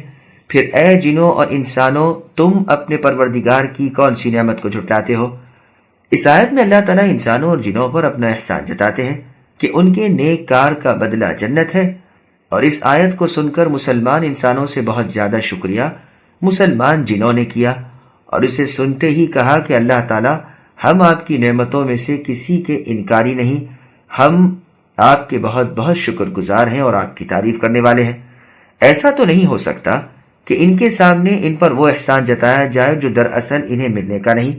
اور بھی ہماری ایک دلیل سنیے، جب کافر جنات کو جہنم میں ڈالا جائے گا جو مقام عدل ہے، تو مؤمن جنات کو جنت میں کیوں نہ لے جایا جائے گا جو مقام فضل ہے، بلکہ یہ بہت زیادہ لائق اور بطور اولا ہونے کے قابل ہے۔ اور اس پر وہ آیتیں بھی دلیل ہیں جن میں عام طور پر ایمانداروں کو جنت کی خوشخبری دی گئی ہے۔ مثلا اللہ تعالیٰ نے سورہ کہف کی آیت نمبر 107 میں فرمایا ان الذین آمنوا وعملوا الصالحات كانت لهم جنات الفردوس نزلا وغیرہ وغیرہ. یعنی ایمانداروں کا مہمان خانہ یقیناً جنت الفردوس ہے. الحمدللہ میں نے اس مسئلے کو بہت کچھ وضاحت کے ساتھ اپنی ایک مستقل تصنیف میں بیان کر دیا ہے. اور سنیے، جنت کا تو یہ حال ہے کہ ایمانداروں کے کل داخل ہونے کے بعد بھی اس میں بے حد و حساب جگہ بچ رہے گی، اور پھر ایک نئی مخلوق پیدا کر کے انہیں اس میں آباد کیا جائے گا. پھر کوئی وجہ نہیں کہ ایماندار اور نیک عمل والے جنات جنت میں نہ بھیجے جائیں. اور سنیے، یہاں دو باتیں بیان کی گئی ہیں، گناہوں کی بخشش اور عذابوں سے رہائی. اور جب یہ دونوں چیزیں ہیں تو یقیناً یہ مستلزم ہے دخول جنت کو، اس لیے کہ آخرت میں یا جنت ہے یا جہنم. بس جو شخص جہنم سے بچا لیا گیا وہ قطعاً جنت میں جانا چاہیے، اور کوئی نص صریح یا ظاہر اس بات کے بیان میں وارد نہیں ہوئی ہے کہ مؤمن جن باوجود دوزخ سے بچ جانے کے جنت میں نہیں جائیں گے. اگر کوئی اس قسم کی صاف دلیل ہو تو بے شک ہم اس کے ماننے کے لیے تیار ہیں. واللہ اعلم. نوح علیہ السلام کو دیکھیے، اپنی قوم سے فرماتے ہیں اللہ تعالیٰ تمہارے گناہوں کو بوجہ ایمان لانے کے بخش دیں گے اور ایک وقت مقرر تک تمہیں مہلت دیں گے. تو یہاں بھی دخول جنت کا ذکر نہ ہونے سے یہ لازم نہیں آتا کہ نوح علیہ السلام کی قوم کے مسلمان جنت میں نہیں جائیں گے، بلکہ بالاتفاق وہ سب جنتی ہیں. بس اسی طرح یہاں بھی سمجھ لیجئے. اب چند اور اقوال بھی اس مسئلے میں سن لیجئے. عمر ابن عبد العزیز رحمہ اللہ سے مروی ہے کہ بیچ جنت میں تو یہ پہنچیں گے نہیں، البتہ کناروں پر اور ادھر ادھر رہیں گے. بعض لوگ کہتے ہیں جنت میں تو وہ ہوں گے لیکن دنیا کے بالکل برعکس، انسان انہیں دیکھیں گے اور یہ انسانوں کو دیکھ نہیں سکیں گے. بعض لوگوں کا قول ہے کہ جنات جنت میں کھائیں گے پیئیں گے نہیں، صرف تسبیح و تحمید و تقدیس ان کا کھانا ہوگا جیسے فرشتے، اس لیے کہ یہ بھی انہی کے جنس سے ہیں. لیکن ان تمام اقوال میں نظر ہے اور سب بے دلیل ہیں. پھر مؤمن واعظ فرماتے ہیں کہ جو اللہ تعالیٰ کے داعی کی دعوت کو قبول نہ کرے گا وہ زمین میں اللہ تعالیٰ کو ہرا نہیں سکتا، بلکہ اللہ تعالیٰ کی قدرت اس پر مشتمل اور اسے گھیرے ہوئے ہے. اللہ کے عذابوں سے انہیں کوئی بچا نہیں سکتا. یہ کھلے بہکاوے میں ہے. خیال فرمائیے کہ تبلیغ کا یہ طریقہ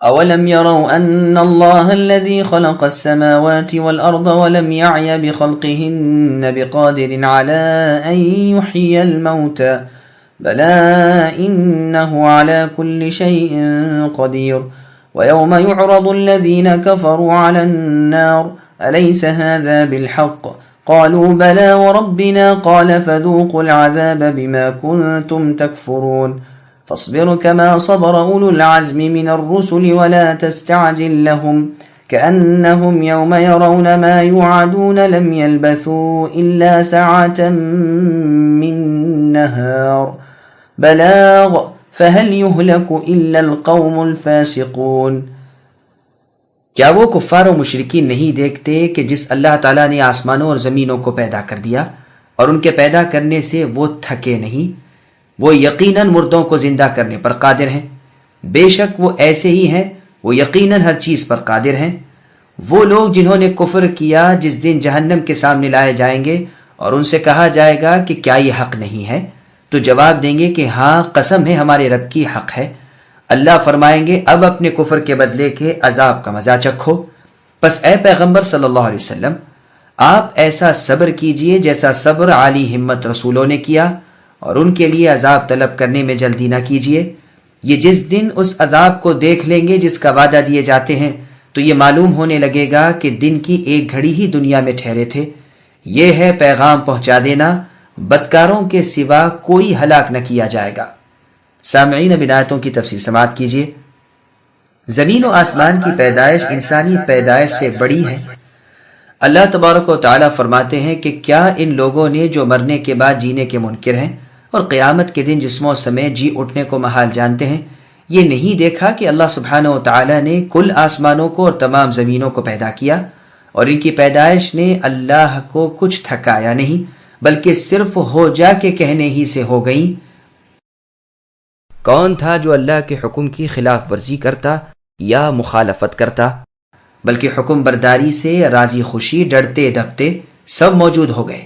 کیا اتنی کامل قدرت و قوت والے اللہ تعالیٰ مردوں کے زندہ کر دینے کی سکت نہیں رکھتے؟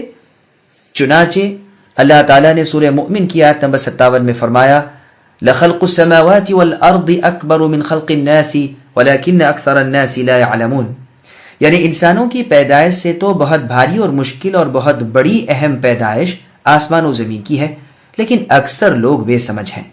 جب زمین و آسمان کو اللہ نے پیدا کر دیا تو انسان کا پیدا کر دینا خواہ ابتداءً ہو خواہ دوبارہ ہو، اللہ پر کیا مشکل ہے؟ اسی لیے یہاں بھی فرمایا کہ ہاں اللہ تعالیٰ ہر چیز پر قادر ہے، اور انہی میں سے موت کے بعد زندہ کرنا ہے کہ اس پر بھی اللہ تعالیٰ صحیح طور پر قادر ہیں۔ پھر اللہ جل وعلا کافروں کو دھمکاتے ہیں کہ قیامت والے دن جہنم میں ڈالے جائیں، اس سے پہلے جہنم کے کنارے پر انہیں کھڑا کر کے ایک مرتبہ اور لاجواب اور بے حجت کیا جائے گا اور کہا جائے گا کیوں ہمارے وعدے اور یہ دوزخ کے عذاب اب تو صحیح نکلے، یا اب بھی شک و شبہ اور انکار و تکذیب ہے؟ یہ جادو تو نہیں، تمہاری آنکھیں تو اندھی نہیں ہو گئیں؟ جو دیکھ رہے ہو صحیح دیکھ رہے ہو یا در حقیقت صحیح نہیں؟ اب سوائے اقرار کے کچھ نہ بن پڑے گا۔ جواب دیں گے کہ ہاں ہاں سب حق ہے، جو کہا گیا تھا وہی نکلا، قسم اللہ تعالیٰ کی اب ہمیں رتی برابر بھی شک نہیں۔ اللہ فرمائیں گے اب 2 گھڑی پہلے کے کفر کا مزہ چکھو۔ پھر اللہ تعالیٰ اپنے رسول کو تسلی دے رہے ہیں کہ آپ کی قوم نے اگر آپ کو جھٹلایا، آپ کی قدر نہ کی، آپ کی مخالفت کی، ایذا رسانی کے در پہ ہوئے، تو یہ کوئی نئی بات تھوڑی ہے۔ اگلے اولو العزم پیغمبروں کو یاد کیجئے کہ کیسی کیسی ایذائیں اور مصیبتیں اور تکلیفیں سہیں اور کن کن زبردست مخالفوں کی مخالفت کو صبر سے برداشت کیا۔ اور رسولوں کے نام یہ ہیں نوح، ابراہیم، موسیٰ، عیسیٰ اور خاتم الانبیاء خود محمد صلی اللہ علیہ وسلم۔ انبیاء کے بیان میں ان کے نام خصوصیت سے سورہ احزاب اور سورہ شورى میں مذکور ہیں، اور یہ بھی ہو سکتا ہے کہ اولو العزم رسول سے مراد سب پیغمبر ہوں، تو من الرسل کا من بیان جنس کے لیے ہوگا، واللہ اعلم۔ پھر آگے اللہ نے فرمایا اے نبی یہ لوگ عذابوں میں مبتلا کیے جائیں، اس کی جلدی نہ کیجیے، جیسے اللہ تعالیٰ نے سورہ مزمل کی آیت نمبر 11 میں فرمایا وَذَرْنِي وَالْمُكَذِّبِينَ، یعنی اے نبی مجھے اور ان جھٹلانے والے پیٹ بھروں مالداروں کو چھوڑ دیجئے اور انہیں کچھ مہلت دیجئے۔ اور سورہ طارق کی آیت نمبر 17 میں اللہ نے فرمایا فَمَهِّلِ الْكَافِرِينَ أَمْهِلْهُمْ رُوَيْدًا، یعنی کافروں کو اے نبی مہلت دیجئے، انہیں تھوڑی دیر چھوڑ دیجئے۔ پھر فرماتے ہیں جس دن یہ ان چیزوں کا مشاہدہ کر لیں گے جن کے وعدے آج دیے جاتے ہیں، اس دن انہیں یہ معلوم ہونے لگے گا کہ دنیا میں صرف دن کا کچھ حصہ ہی گزارا ہے۔ اور سورہ نازعات کی آیت نمبر 46 میں اللہ نے فرمایا كَأَنَّهُمْ يَوْمَ يَرَوْنَهَا لَمْ يَلْبَثُوا إِلَّا عَشِيَّةً أَوْ ضُحَاهَا، یعنی جس دن یہ کفار اور مشرکین قیامت کو دیکھ لیں گے تو ایسا معلوم ہوگا کہ گویا دنیا میں صرف ایک صبح یا ایک شام ہی گزاری تھی۔ اور سورہ یونس کی آیت نمبر 45 میں اللہ نے فرمایا وَيَوْمَ يَحْشُرُهُمْ كَأَن لَّمْ يَلْبَثُوا إِلَّا سَاعَةً مِّنَ النَّهَارِ، یعنی جس دن ہم ان کفار و مشرکین کو جمع کریں گے تو یہ محسوس کرنے لگیں گے کہ گویا دن کی ایک گھڑی ہی دنیا میں رہے تھے۔ پھر فرمایا پہنچا دینا ہے۔ اس کے 2 معنی ہو سکتے ہیں، ایک تو یہ کہ دنیا کا ٹھہرنا صرف ہماری طرف سے ہماری باتوں کے پہنچا دینے کے لیے تھا، دوسری یہ کہ یہ قرآن صرف پہنچا دینے کے لیے ہے، یہ کھلی تبلیغ ہے۔ پھر آگے فرماتے ہیں سوائے فاسقوں کے اور کو اللہ ہلاک نہیں کرتے۔ یہ اللہ جل وعلا کا عدل و انصاف ہے، جو خود ہلاک ہو اسے ہی وہ ہلاک کرتے ہیں۔ عذاب اسی کو کہتے ہیں جو خود اپنے ہاتھوں اپنے لیے عذاب مہیا کرے اور اپنے آپ کو مستحق عذاب کر دے، واللہ اعلم۔